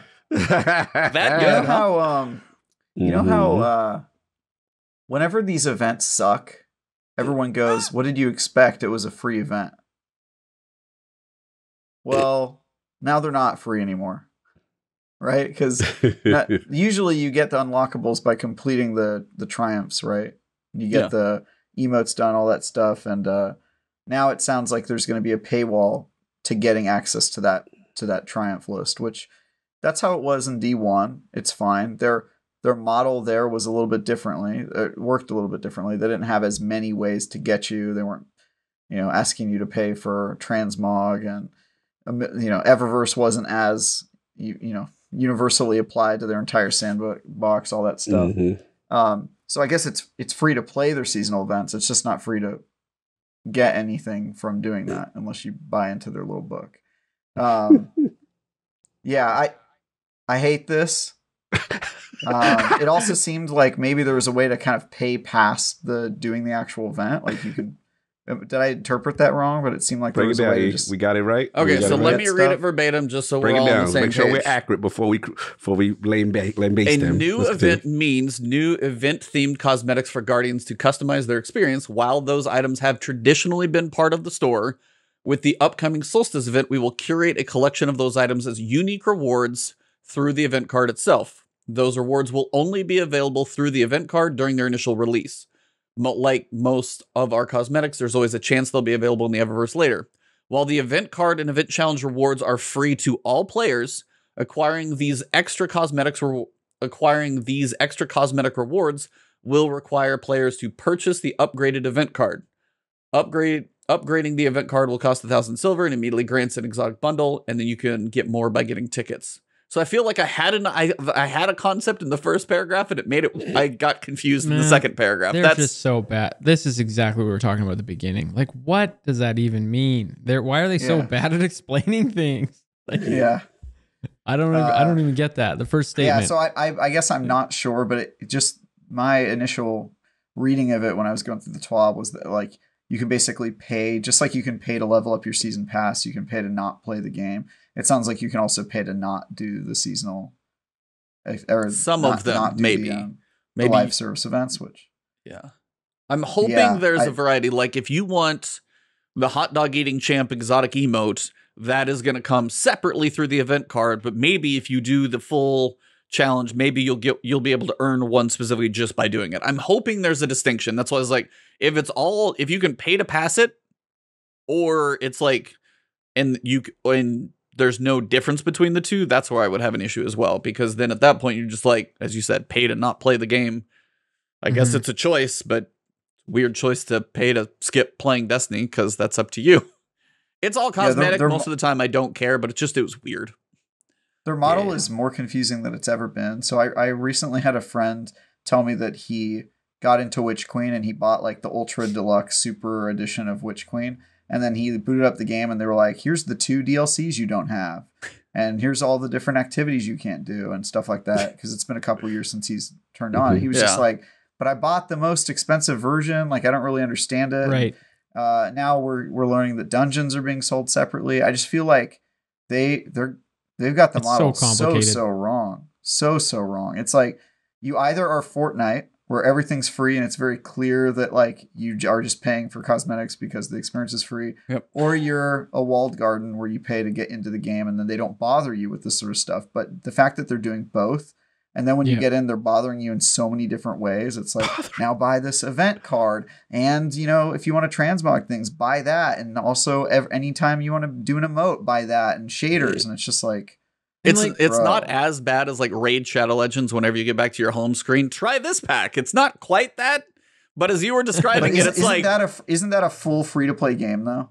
Yeah, I've never paid for anything on Raid Shadow Legends, and I put off and on a decent amount of hours into it. But yeah, it's totally free if you want it to be.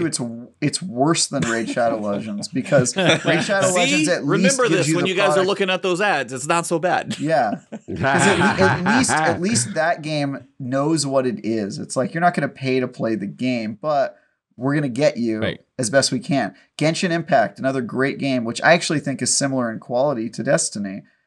Does it very well, which is like, you're never going to pay for anything, but we're going to super monetize you with those collectible characters and that sort of stuff. And it's like, okay, I can accept that because I didn't pay for this game, but nobody wants to pay like $80 to play the Witch Queen and then find out that they don't have all of the expansions and then find out that they're going to get charged nickel and dimed every time an event happens. And it's ridiculous at this point. I mean, so what are you guys' thoughts on, sorry, I totally jumped in there. No. Like being able to just buy everything, like everything. So like you said, like he bought the most expensive version he could. He logs into the game and the first thing they say is, by the way, you don't get to play this and this. I mean, like, I know what you're asking. And my opinion is that when Witch Queen comes out, that old stuff should be free. For sure. You don't need to go buy. There's no one should be buying Shadowkeep. I'm sorry. That should not have a price. And then nobody should have bought Shadowkeep when it came out. I mean, that's going to be painful because what'd you give that one, a 6? Was that a 6? Yeah, I think so. Yeah, a pretty bad score. But I mean, that's like as you just said that, like, hey, how do you? Sorry, I'll eventually get my sentence out. Bungie is trying to build a player base, because eventually it just slowly withers away if you don't get new people in. But as you guys have said, if you make it so complicated to get into the game, if you buy the deluxe edition of Witch Queen, everything else should just be in there too. That should be $80. You should catch up and get the old stuff because it is 3 years old at this point. There's no reason you should have to do all of this. And we'll get to the dungeon here in a second, but that's not great either. Yeah, they want you to buy the package because if you don't, you have been nickeled and dimed to death at this point. And I used to wonder, like, are they afraid that the community will be like, I had to pay, like over the past 5 years, I had to pay, 40, then 80, then 60, then 40, then whatever it is. And the person who bought the used car, are they just worried that people are going to be like, I had to pay $600 or whatever it is, maybe it's like $300 over the last 5 years. Why are you selling all of this stuff to this new person for, $100? But part of me is like, that's how life works. That's how life works. You got 5 years of entertainment for it. You go see a movie. You spend $50 for 2 hours of entertainment. Like, I don't know. It blows my mind. So I just feel like whenever people buy a brand, like the new expansion, like Witch Queen, like your friend Travis, they should just get everything that is available. Right then and there. Yeah. It's super frustrating to spend $80 and get in the game and then immediately be like, wow, I thought that was it, but it's just the beginning. And what a way to like convert to a refund, Like, sure. Steam refund, slap your customer in the face. This guy was tweeting at Bungie, by the way. I saw him on Twitter today. He was tweeting at Bungie like, yo, explain to me what I'm supposed to buy. I don't get why I can't play this and this. And I was just like, yo, that's such a bad look. Like, come on, man. So I just think this is, and what worries me too is that now that they're acquired by Sony, that they're going to be the experts on how Sony does all of their games as a service. And I think while they've absolutely nailed the quality problem and the content pipeline and all the stuff that Destiny's good at and the reason they play it. One thing that they're just terrible at is the monetization thing and making it clear what you're buying. And Sony's also not good at that. And so I'm really worried about Gran Turismo is not a good example. I'm super worried about the games as a service game, like monetization model for Sony games in the future. I'm like, dude, if they follow Bungie as an example, like, oh, you did a super successful game, this must be the industry standard. I'm gonna be like, yo, dude, no, do not do that. I was like, I want to look at the books. I want to sit down with the CFO and be like, okay, so I got to understand, like, how does all this work? Do you guys really? And it's like in my mind, that's the point. Like, we see Bungie try and do very good things for community, for social activities, making political stances and all these things. And then you turn around and see them do like scummy things on a business practice. And scummy's like not a great word to describe, but when it was like they were selling Forsaken all the way up until that pack came out, and then they turned around and had the Forsaken pack or key or whatever, you would buy the dungeon and the raid basically at that point. I'm going, that did not feel good as a consumer to know that existed. And if anybody bought that, I'm like, I'm sorry. And like, I've got to understand, as they want to do really good things, I got to understand the business side sometimes, because at some point, somebody said it's greasy and it's scummy, and it is to a point. At some point, as you guys have said, you're going to burn enough people, you're never going to get people back in. And if somebody gets burned by Destiny and they release this new PvP IP, how's somebody going to think, hey, Bungie screwed me before, what's the monetization going to be like here? Is it going to be good, bad, trash? Who knows?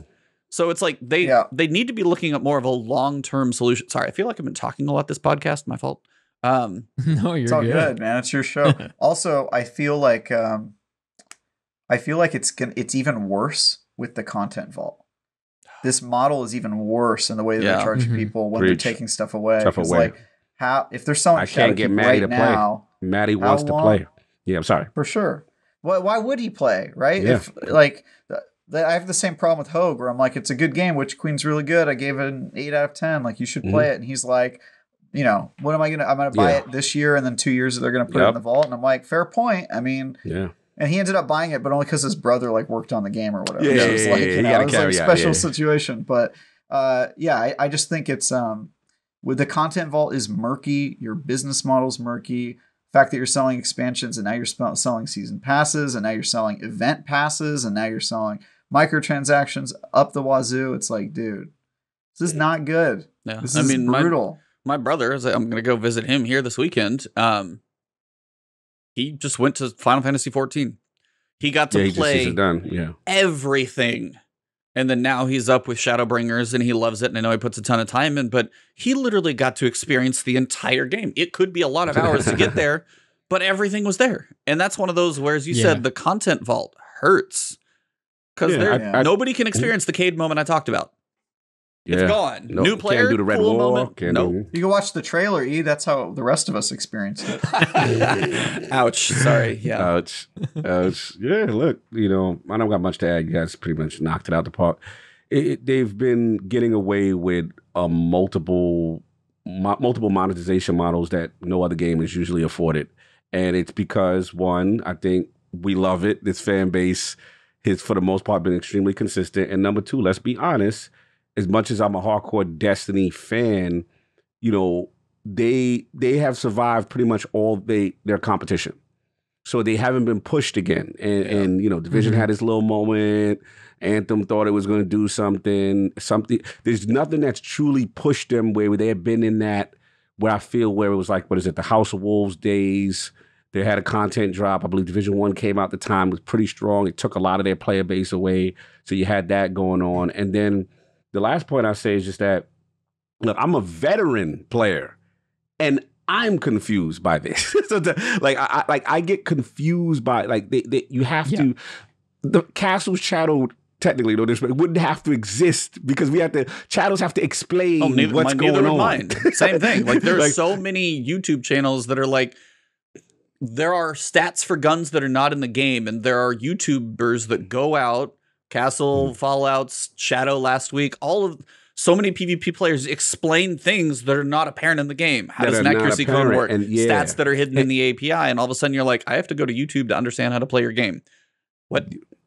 Yeah, it's just very strange. And Yeah. Or to your their war. credit, they've been able to get away with this consistently. And there's just been no thing. So, like I said, that's why I always say competition is good and you do want them pushed because at the end of the day, look, this is stuff I don't even know what's going on here, man.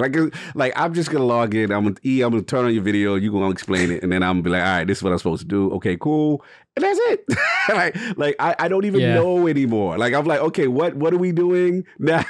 And if I don't know, what do you think the new player experience is? Like he's like, what? I spent 80 and I don't get what? And I do this and yeah. I mean, at this point, give me a subscription model. Get rid of the content vault.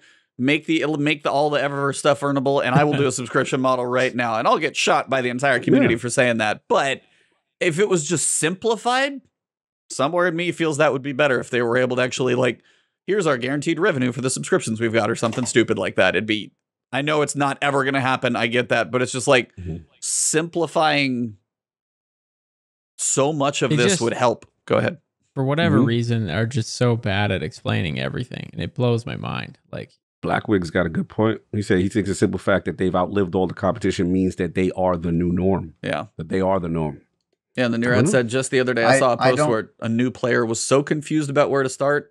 It's true. Yeah, new light players have it awful right now. They really do. Yeah. Dude, and then like so I guess, Destiny being the game that it is, that you must sink a ton of hours just to even get to a point where you can compete, whether it's PvP or I guess higher end PvE. Like the fact that that's the game, it is what it is. But that also shuts the door on so many people. Like my brother, he's the kind of guy who, stereotype, like he's got kids. He just wants to, in the evening, hop on, get a couple matches in. But like Destiny, I just can't get him to play it. He's like, dude, I can just hop on to Apex and I can just like within 5 seconds, I'm able to go in and enjoy the game and like compete against other players or whatever. And Fortnite's the same way. There's just so many games where you can just hop in and immediately be at a good level, which God, there's just I was gonna say, like, of people like my brother.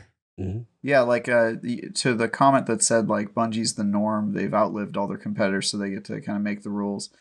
I think that was true at a time. I think it's increasingly not true. I think that games as a service, with successes like Fortnite and Apex, and those are all PvP games. So Bungie's, Destiny's one of the only PvP like focused games that's still doing it, and at the scale they're doing it. But I think increasingly that it's just not true, and it's not going to cut the mustard. And Bungie is only going to be appealing to its existing player base with the way they currently have things modeled. They're not really doing anything to win new players. And I think that's going to be the big problem going forward, is that they have to like clean up their model, make it clear. I thought they were going to free to play. It seems like they're going the exact opposite.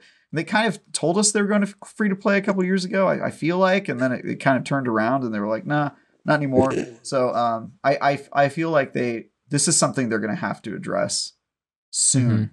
Because there's a lot of games as a service success stories out there, and none of them are even close to Destiny in terms of how bad it feels in terms of the monetization. So, yeah. I mean, you guys basically have covered everything at this point. And that's just the weird point we're at. It's like we know seasonal events are coming, but now there's another way to charge people for it. I was like, I'll have to see it when I see it, but it's weird. I got my little red flag pops up and I'm wondering, the dog ears, the radar, like, all right, what's going to be wrong with this one? Yeah, it's just a little odd. Got a couple patch notes coming. The consistency of like your roster updating for different platforms being faster. Thank God, because I've been sitting there waiting for like Nurad and Blackwings to be like, where are you guys at? And they're like, I'm here. I was like, well, I don't see you. And they're like, we're online. And I'm like, 2 minutes later, boop, there it is. I'm like, finally. Yeah, that's true. Power levels going up by 10. So that's surprising absolutely no one, because they're just sticking with that for now. Vault space. We get 100 spaces in the vault. Now, while we know this doesn't enable players to save every single piece of loot in the game, I'm fully aware I'm a hoarder. I have a problem, and I admit it. I get it. That's fine. The team was able to pull some strings and get a little more space for your vaults as they continue to investigate future solutions. This is one of those times where I want them to come out with a dev diary and explain why what is this weird thing? Like, okay, 500, we got you 600. Is it like, I want to understand the technical pieces to this. Yeah, I'm going to be 601 of 600. Just give it time. It's fine. But I want to understand the technical reasons why. It's like, is the PS4 still screwing you over? Is it going to take too long if there's 600 in here and you have a certain loading time that you have to get to? I don't know what it is, but I want to know. And if they're like, hey, whenever we get rid of those old consoles, we'll give it to you. But for now, I don't know. It's just weird. Yeah, it's got to be some weird like server technical that's issue. like, I don't know. Yeah.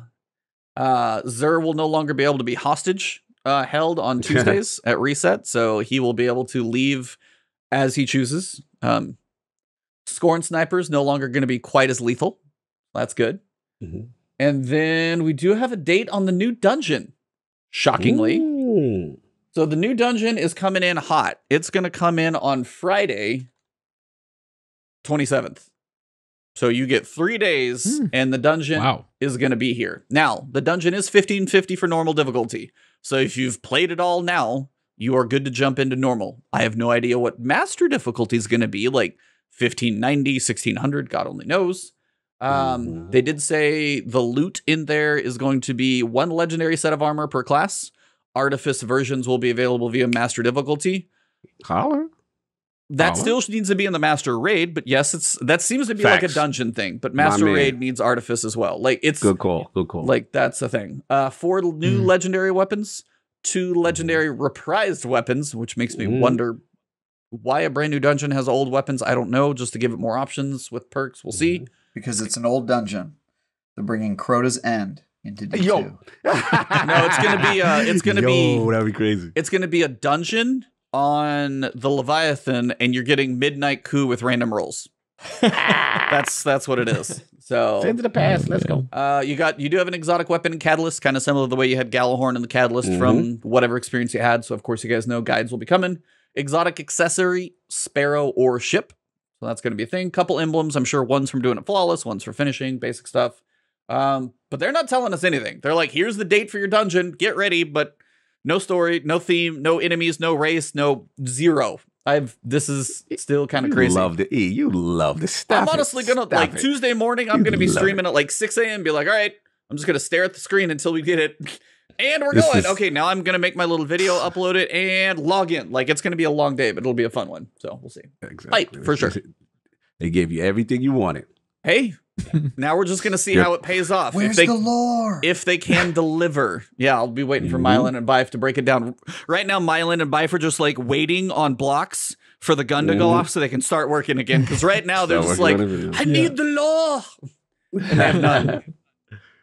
Last week of Trials is coming up. We have Zone Capture. That one's coming this weekend. So if you want to get any Trials loot, turn in any Trials engrams. I have like 10 of those to pick up. All engrams at all vendors, pick them up because everything resets back to reputation 0 at the new season. Right. What question? No freelance. Freelance is there too. So freelance and zone capture. So you got zone capture and freelance zone capture. Right. Zone capture is weird, but it's one of those things. I've seen zone capture be like bubble on bubble, and it's just this like overlapping double bubble, and then it's all of a sudden you got like 2. So yeah, it's like a very old gum commercial, if any of you guys are old enough to know that one.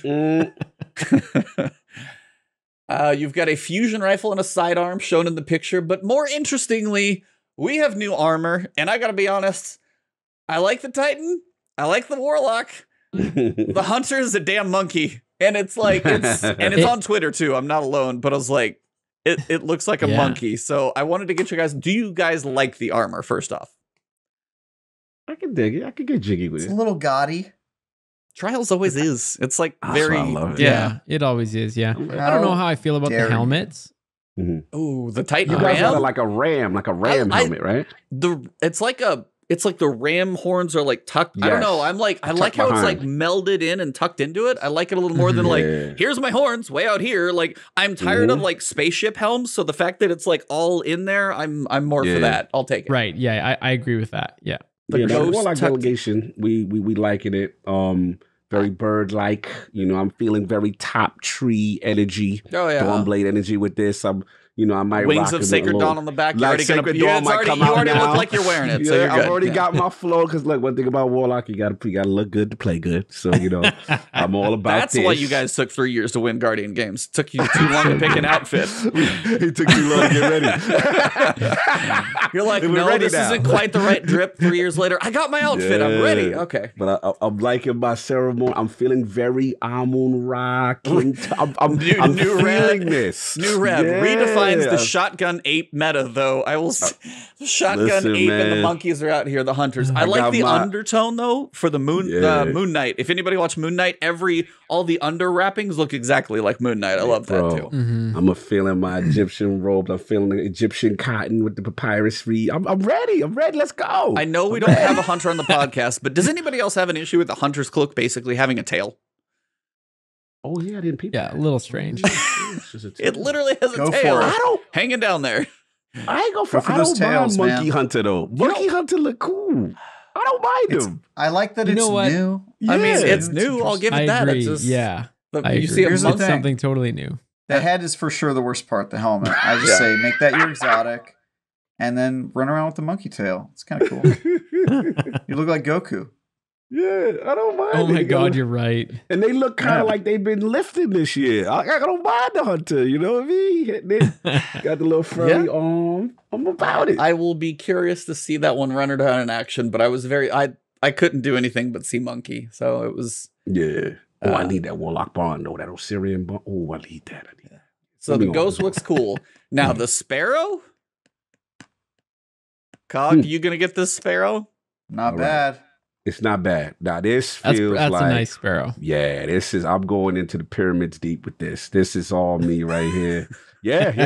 This is the Sphinx right here. Let's go. Let's. Because Hey, you what's got crazy is like the I like. bird and the feathers on it, and the beak and the everything. oh, this is That's speaking to very my cool. soul. Yeah. Now, what's crazy, I like the other one, the older one, but I never got a chance to get it. I haven't The ever had one it, that's no. Are they going to phase it out? I don't know. You think? I don't know if they'll give you a chance to get both, or if this will just be the new one. It Yeah, might just be. but It yeah, might this be is fire. old. Yeah. Right. Yeah, that new Sparrow is fire. I'm all about it. Yeah, I saw that one and I was like, yeah, that's one of the better looking sparrows I've seen in quite a while. Yeah. It looks like sounds it's gonna awesome. wake up and squawk at you. Yes. That's the animal right there. Let's go.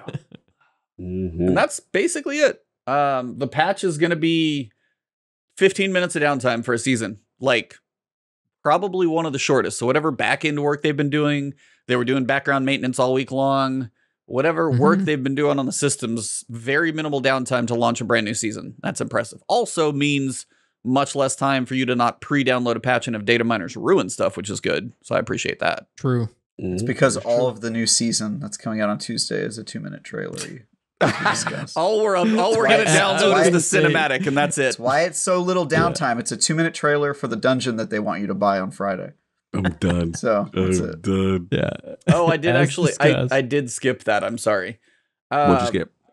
So the best way to get the dungeon, as well as the one coming in season 19, is to have the digital deluxe edition of the Witch Queen. If you have that, you're good to go. If you want to experience the entire year of Destiny 2 content and haven't purchased the deluxe edition yet, on Tuesday, that will be 25% off for some time period. So I think that's the whole Witch Queen $80 thing will probably be $60. I don't know about like the deluxe upgrade. Hopefully they have one for that too. If you just want the dungeons, it's totally fine. You will buy them for the Witch Queen dungeon key for 2,000 silver, which is $20 for 2 dungeons. That'll get you the dungeon now and the dungeon season 19. So if for some reason you have been piecemealing Destiny the Witch Queen, you're definitely going to be paying for it. Mm, Right. yeah.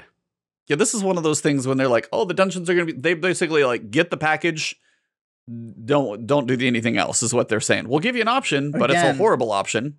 This doesn't affect anyone here listening to this show Right. or a guest here or whatever, but it's going to affect the people that already have the worst Destiny experience out of all of us. Right. Yeah. That's, I got the free just copy. can't Oh, what's this imagine. dungeon? Well, you have to get the season or the deluxe edition or this, that, or the other, blah blah, and fill it in blank. It's a polite stick up. That's all. Just a polite stick up. A polite stick up. Hey, can you get in there? Just get in there and get the damn deluxe, the one that we want you. Yeah, go. Give me your $80. Come on, just give me the $80. That's no big deal. Just a friendly robbery is nothing. It is very. We heard about it before. We kind of. I don't know what we were expecting it to be. I don't know if we said maybe like $5 for a dungeon. How much is a piece of content? But it's like it's one node on the director is $10. That's like, I mean, the dungeons are longer. If I go, that's one power level increase per week. I mean, think of you can buy 10 power levels when you start the season. That is true. I forgot about that. It's free real estate. Yeah, powerful drop. We already hashed through all the pricing and everything, but I forgot to bring it up, and I was just like, I guess I'm not too surprised, but yeah, if you want to play Destiny, just get the deluxe and just get it, or don't. It's up to you. But if you want to play Destiny, deluxe is like the only way to do it. It feels like anymore. It's not worth it any other way. It seems like. Shout out to the new lights.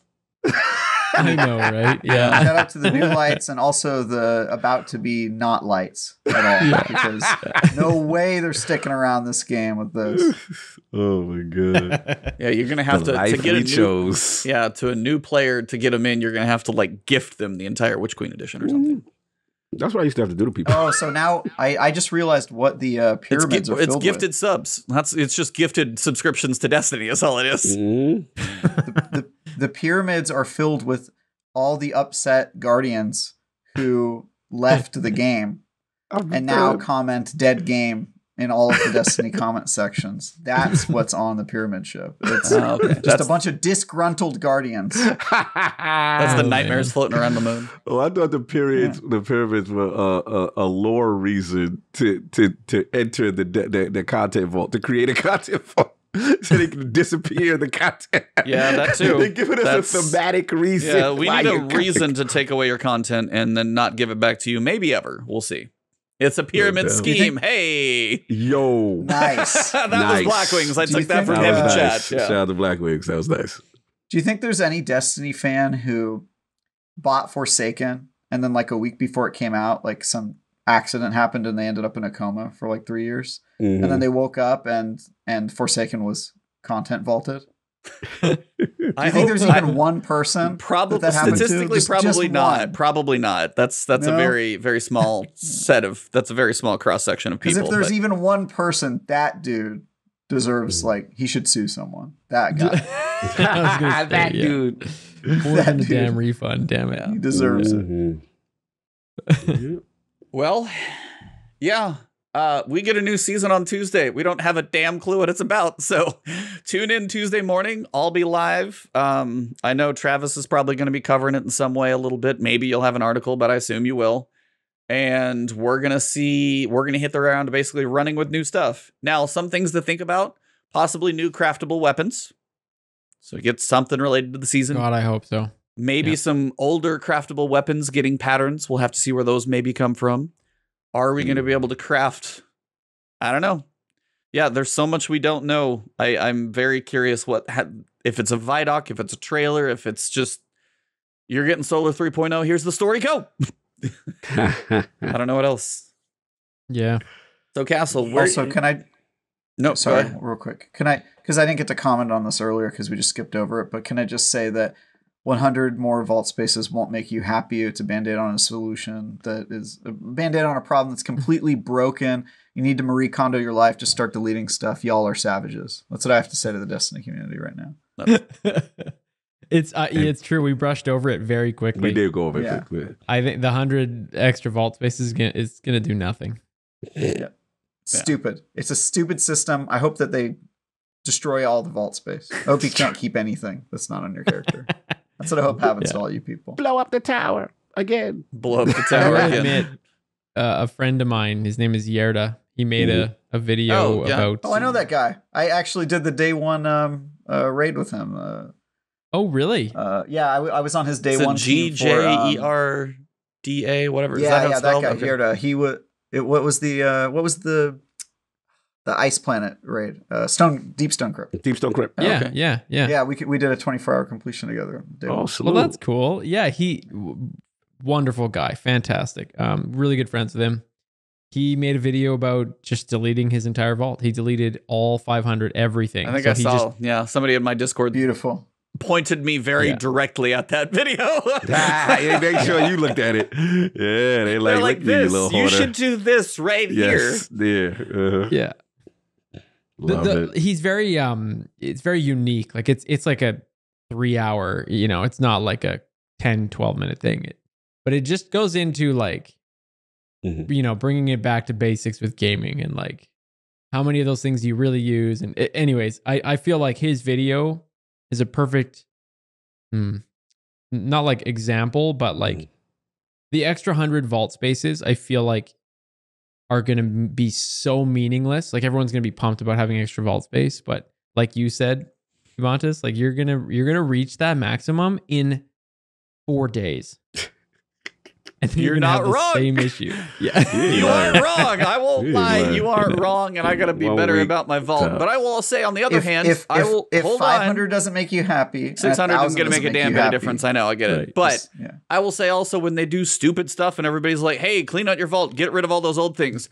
Iron Banner light level doesn't matter anymore. Like when they pull random crap like that and somebody like a PvP player like Castle or Fallout are like, hey, all those things that we wanted you to delete, now you can go into Iron Banner with your spare rations. You can go in there with your Revoker and they're all going to work. Like, can you imagine a Revoker coming back in Iron Banner? No, I hear you. Yeah. Touche. Spare rations. I don't know what else is going to be awful, but I mean, those type of things that people hold on to. Now, granted, some of those you can pull from collections, but like a spare rations, somebody might have a god roll on that one. Yeah. You should have been like, hey, at sunset, I probably will never delete it again. Well, now you could use it. And then there's the idea, should you just free yourself and not care anymore and deal and be fine? But then Bungie does do this. Here's the decision. Yeah, I technically still have a blast furnace in my vault. Oh, you still got it. I have. what I actually have a Go figure that I'll be able to pull out for Iron Banner. I will have to do that at some point for entertainment value because I kept You're Go. really going to jump into Crucible at 220 light in Iron Banner? Just to 220 light. flex some Unreal. The good old I days. mean, it's everything's 1350. Look at him. Look at him. I'm just saying, like there are many things that I should delete from my vault. I'm like horrible at just like making a decision, just delete some stuff. That's fine. But like there are like 4 or 5 nostalgic weapons I keep. I don't even have that many nostalgia ones. But like my Go figure, theoretically now I'm like, oh, I can actually go use that. And it's basically Can I a ask god a roll. follow-up question, Ebontus? Of course. That's why we're here to roast me. Is there a room in your house that's just cardboard boxes? No. Are you sure? Yes. You know, it would I be don't cool. believe you, but I accept the answer. That'll be cool, Castle. There's not a room in my house if- that's cardboard boxes. We don't have that much storage space, which is probably a godsend for me. So it's fine. True. Yeah. Same with us. Yeah. We don't Are have you that much. constantly are you constantly tweeting at your city to provide you more vault space? Yeah, yo. Or your real life house? Tweeting at Yeah, your let's- city. I'm going to need to get a storage unit. I need to upgrade Yeah. my storage unit. It's got to get bigger and bigger and bigger. Yeah. Yeah. No, it's. And just like in Destiny, your storage unit is 100% filled with the guns. Because you're a Texan. Oh, yeah. Yeah. No. You messy. Well, Castle, as Save we us from are messiness. on the eve of a new season, is there anything else that's floating through your mind with regards to next season? Anything else that you have like there? Hopes, wants, Solar 3.0, anything that you've got like, I hope to see this, or please God, I hope I don't see this. Man, I just want more game modes in PvP. Oh, there you go again. Get ready to And- cry on There you Tuesday. go again. You I'm worried. Stupid idiot. Wow, our podcast is such a hospitable environment. Shout out to our We're boss, so yes, welcoming. Castle. Yeah, the Last Word podcast where we're going to push you onto the fire and hold you down on it. I just, as Bless a his heart. PvP, I Bless just his feel heart. his pain. Jab. I feel can tell his it. You can pain. see it. Like he's still fighting. He's going through it. Like because Castle's what like, it is I don't. he I mean, came later. he's the so one he's guy not with where his we at yet. pitchfork outside. Give me my back. And they're like, It's crazy stages guys of back again abuse, today. and he's not there yet. Yeah, I hate seeing PvP mains that still have hope. It really hurts me. I'm like, you know what? I need to just smother you right You're like now Kevin and save you O'Leary, the suffering. Yeah. It's like I'm in Shark Tank or Dragon's Den, and you're Kevin O'Leary being like, Yeah, it's time to that's bury right. this idea and move on with your life. Yeah, for sure. I'm worried. I'm actually worried. So, Stasis with fragments and aspects brought in a lot more ability play. Mhm. Void, if sure, eventually they toned it back. Void brought in a lot more ability. We got Child of the Old God. We got these damn Void buddies on all the warlocks. so We like- got Titans with Child of the Old Gods can overshields go everywhere you jump look. off a And cliff. I'm kind of worried that okay, we had Stasis, and then Void added another layer, and now it's God, is Solar gonna be the same thing? It's just Power more creep? and more Yes, power yes, creep. it's ability coming because recharging. they want to make sure people buy these deluxe editions. Yeah, So you gotta get that new season hotness. Fly a little no pun trailer. intended. Yeah. So I'm a little worried that and then eventually they'll add Arc, and then maybe once all of them have fragments and aspects, maybe they'll be okay, let's cut Season everything down. yeah, season 80%. 19, season of the Hey. nerf. Yeah, bro. That's what thank you, E. We know how this show goes. This thing gonna come in hot as hell, literally for Solar. And then we're gonna be, oh man, they had a trailer. Titan's gonna be blowing up everything. Warlock's gonna have some Yeah. fire buddy doing something. Hunters will dodge or do something, whatever hunters do. And and it's just gonna be super broken for that first season, and then tone it back the next season. It's the routine. But yeah, I I've definitely I've come to learn that I just have to embrace it. I just have to go full send into whatever it is that is cheesy or annoying or whatever, and just be just fully Become part of the problem. Just roll with the meta. just go for it. I wasn't that into fusions for quite a while until saw that video recently, and holy Yeah, man, bro, you got that Just- suspect popping, bro. I seen it. I was like, okay, yeah, it's insane. I dusted you know? mine off. That joint's fire. So I just finally said, yeah, I'm going for it. So anyways, no, but I mean, new content in general, always nice. We'll see what they bring us. No doubt. Cog, Yeah, what are same your high hopes and fears for Tuesday? High hopes, always story first for me, because I'm past the castle stage of the PvP thing. I got a bunch of PvP in my heart. I'm just we getting our map. Just get your map and shut up, and then get in the corner and be happy. But for me, yeah, it's just I want to know the player. How when we got Mithrax. Okay, what's going on? It's falling and doing whatever. I just want to know what the player is and where that's gonna go. And then, yeah, I just want to dive into the fragments of Solar. I want to do the synergies. I've got builds in my head already, that I want to mess Shout out around to your with it. mod. Yeah, thank you for that. Get a big shout out to my man. The only thing that was killing my Void 3.0 was I never had the Bountiful Wells mod. And I don't know how I missed it because I played Season of the Lost damn near every week. And for whatever reason, that was the only one I had. So now, embracing the well builds, I want to see where they go with that. I want to know if they're very heavy in the wells right now, but I want to know if they're going to bring back any orb stuff like charge with light stuff if anything happens there, or something new, which I'll be surprised. And last thing for me is always the artifact. What are they going to induce us how to play? Yeah, what's the new meta? How are they going to nudge us into using It's not a nudge, something? it's a very violent shove. Yes. And, which is going to be I always just which is anti-barrier? That's one of my main things. What's the anti-barrier? No, overload. Dear God. After this, tell me what overload is. Because No, bro. auto rifle Remember- SMG overload, please never again. Oh, that's right. For It's you, going for to be you all guys. sidearms. For you guys, you Titans, you got to do that. Me, I just throw on a pair of boots and throw a rift down. And Yeah, what the hell is that, everything's dude? good.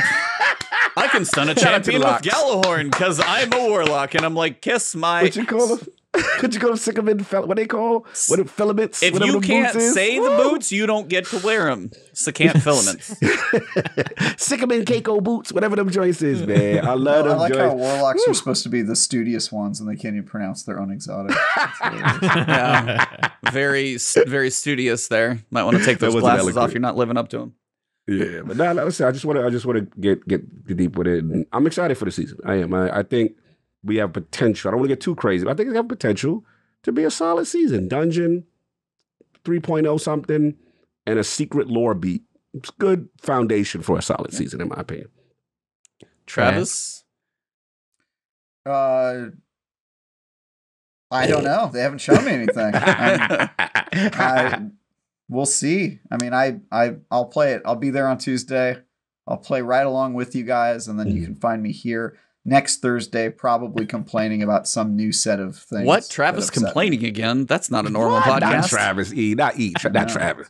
Travis is so agreeable with everything. Travis is so positive. He's a ray of sunshine on every podcast. Have you seen him on Bitcast? He is just glowing on there.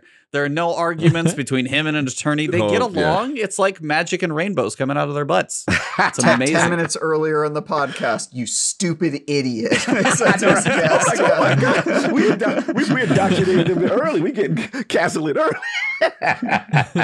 Castle's like, I'm never coming back to this podcast. He's like, what podcast did I join? Oh man, I was doing so good, and then they threw me under the bus. All I mentioned was GoldenEye, and I got destroyed. Yeah. GoldenEye got destroyed. PvP Hopes got shot in the face. Right. Yeah. All of a sudden, his I didn't love throw for the him under the bus. I was driving the bus. I was. And then after you rolled over him, you put it in reverse and had to get another shot. We're back. We're back. Got to get that double set of tracks. For me, it's the dungeon. I mean, story. I'm with you, 100%. I want to know the story, because if the story ties to the dungeon, that's an exciting link.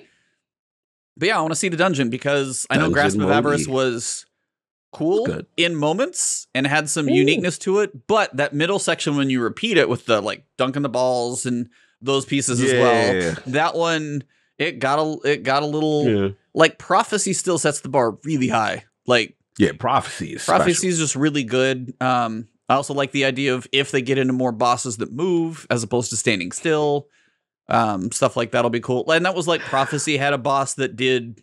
Like you had to go chase him. It was actually unique. So again, I'm just So I mean, I'm hoping the dungeon can kind of set a new bar because we've had, a ranking now, and I'm hoping this. I'd love to see like this be the top dungeon for multiple reasons. Great loot, great experience, maybe cool story because this last one was about pirates. Like I want to know the dungeon. That's my big one. No doubt. Craftables will be the other one. I'll be curious what craftable weapons we get. And please, I hope there's a solar bow in there. Just so I can finally stop telling people the only solar bow that you can go get's in a raid. Yeah. I'm using Tiku all the time for everything. Yeah. But yeah, that's basically it. Next week is going to be a whole different episode, and it is actually just going to be the three of us. So no guests next week, so just the three of us giving our raw feedback a couple days later, then jumping straight into the dungeon the next day. And now I don't have to hold back. No, you can. Yeah, now he doesn't have. Just in case you're wondering, this is tame Travis. This is tame. This is him at like a 5. We're about to get 8, 9, maybe. Only reason he won't go to a 10 is because he actually has a spouse that may hear words that come out of his mouth. Yeah, I don't want to get canceled. That's why I don't go to a 10. You can't get canceled. He's gonna flirt with that line though. Good. Yeah, for sure. And then 200, I'm working on something, still trying to see if it'll come together, so we will have to see there. But yeah, that could be an exciting one. And then after that, we have GCX. So a couple exciting weeks coming up. Looking forward to GCX. Right. Looking forward to buying these gentlemen a beverage, hanging out, grab a meal, give them a hug, actually meet them in person. So should be a good time. I bet you by buying a beverage, he means he's going to make us pay for some advanced GG using his code. So that's what he actually means. Code Ebontis, code Iron Lord to check out, y'all. Make sure y'all do always the right be thing. shilling. Always be shilling. Always be shilling. Always be shilling. ABS, yeah. That's right, Castle's he part of Castle's advanced GG as well. Code Castle. Yeah. That's right. Favorite flavor, real quick, and then you're out. That's right. Let's get this money. Holy man. Or give me a top couple if you can't decide. You just made the podcast go on for another 2 hours. It's just add revenue, baby. Come on. Do they sell the triple rec, triple berry, or whatever anymore? I feel like they don't. It's there. Maybe they do. So it's sold out, probably. That one was always one of my favorites. Mango Splash from MTash. That one's good. You know what? Aztecross. The nasty whatever. Nasty the mystery? Worst marketing. I feel like so many people don't buy it because the it's name. just like. But man, it's good. I haven't tried it yet. Yeah, I'm gonna have to get Travis some of that new hydration earth sauce. That's right. So, right. Yeah. That's right. Earth sauce. It's back. Hashtag Earth Best Sauce. beverage. Hashtag Clueless Earth Sauce. So if you listen to this and you want to tag us for this podcast, hashtag Clueless Earth Sauce, because this is a mess of an episode. And, well. Hashtag Earth Sauce. Hashtag Take the Oath. That's mine. Back for that. You look forward to seeing Ty Guy Travis meeting DJ. Yeah, DJ's coming out to GCX. Travis said he refused to interact with him. I'm done. I will not meet him. If he tries to say hi to me, I will walk the other direction. You want the other way? Yeah. Oh, it's gonna be great. Oh, apparently, like you actually are gonna have to meet him. You got to tell this. Yeah, it's a battle. There's a battle going on. Yeah, there's a battle going on. So I don't know how this stupid subject came up, and then I didn't even know it was gonna happen. All of a sudden, I'm like, I'm in a battle, and I'm like, what is happening? He's in a fitness battle with DJ. So I told E, I was like, yo, E, kickbox. It's not fitness. I'm not in the best shape right now. Well, not fit, but just like aesthetic, right? So he's like, I've kicked. He's like, he kickboxed before. So he was like, really? He was like, well, I play hockey, and I've got the best. I'm like, bro, like I want to be nice. You're not competing. So this man is literally training. He's rollerblading. He's like, Evontis is not ready for what's about to happen. I'm like, oh my god, rollerblading training. He's trying to get his calves ready. Apparently, he's going to compete in calves, and I'm like, it's a calf off. So why do I have to meet him? So you have to judge this apparently because we have to be an impartial judge. Right, well, then I'm just not going to meet Ebontis either. This is an easy equation for me. You got to cover the calf off, man. That's what it is. You think I'm a good judge for judging calves? Really? Me? Do I look like the best judge for that? Really? Like, man. Oh yeah, IRL Titan. Yeah, he might kill us all. That's fine. That's why I'm glad he's not there. So it's fine. No, I've never claimed to have I've never claimed it, but I have decent calves, and I've been told that, and I'm like, that's fine. I was like, that's just genetics because shoulders are one of those things for me. Like I would work on forever and may not get there, and Cog's got shoulders, so it's like yet another flex. Right until the end of the show, we just have so many. Way flex. Hey, I complimented Cog on his shoulders over here. My flowers. My flowers. I'm carrying extra weight right now. I'm just gonna tell everybody that. So I was like, I'm not where I want to be, but it's in my pants. That's how Ebontis does. Yeah, that I will That's say. The real muscle. All right, we going left. We getting demonetized. Okay. Yeah. Before we lose everyone, Castle. Thank you for being here. An absolute pleasure having you on. But before you go, again, remind everybody where to find you. If you got any videos in the oven right now, stuff to look forward to, floor is yours. Okay. Well, first of all, thanks for having me. Super fun. This was I don't know. This flew by. It did not feel like 2 hours for me. So yeah, love to come back, someday in the future. And thanks again for having me. Excited for the new season. My next video. Gosh, I'm slightly nervous. So most of my videos are usually like explanations or guides or like breaking down a weapon or whatever. I'm trying my first ever like fully entertainment style video, and it's called The Life of a Titan. I'm trying to release How many crayons are in this video? I gotta know. So no crayons. Okay. I tried to not use the crayon meme. Okay, good. And, there you go. Anyways, he's going highbrow. Still working on it. Okay. Yeah. Little nervous because we'll see how it does. Entertainment stuff, like pure entertainment style is something I haven't tried before. So I've done one of those, and I was I was a little nervous. So you will do fine. I have no doubt. So, but I got to release it this weekend, so it has a little bit of time before the new season comes out. So we'll see. So go subscribe to this man. Find him everywhere: Twitch, Twitter, YouTube, Instagram. I don't know. Go find his LinkedIn profile. Hopefully not, because that's too much stalking. But Castle Content, go find him. Member of the Trials team. Well, hey, thanks again, you guys. That was a blast. Absolutely. No doubt. Salute to you, man. Fantastic work. Love the content. Also, I forgot to shout out. I love that hand cannon tier thing that you guys did. That was pretty awesome. Love to see that type of level of complexity and work with the content. So salute to Castle. No doubt. Thank you, sir. You already know, Chad, man. What's going on with you, man?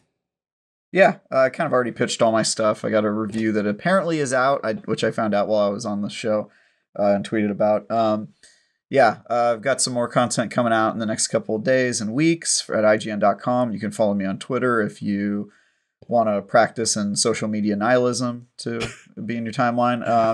You can join me every Sunday on Bitcast at 8 a.m., where I hang out with industry veteran, a lawyer, and a man who looks like that in-between state on the front of an Animorphs book between whether a human and an animal. That little middle one, he looks just like that. Other than that, thanks for being on. Thanks for watching, everyone, and buy powder from these shills and subscribe to all their stuff. Yeah. No doubt, man. Yeah, there you go. Yeah, man. I mean, for me, I already know the deal. Iron Law Podcast, Lord Cognito on Twitter, and Dividing Duke, man. Appreciate the Dividing Duke support recently. It's been really cool to see, people engage me and Maddie with our foolishness and food battles and Miles spoon versus Domplier, fork. or whatever his name is. Sounds like his last name is a dance move. Yes, Domplier. Go check that out. And Sunday should be fun with the Lords back with the homies. So that'll be good. And counting down, I can't believe we're getting close to GCX, man. I get to see you fools in person, get to squeeze and probably throw Travis somewhere for a little bit. Just pick Travis up and be like, do you guys think I'm small? What if I was like 6'5"?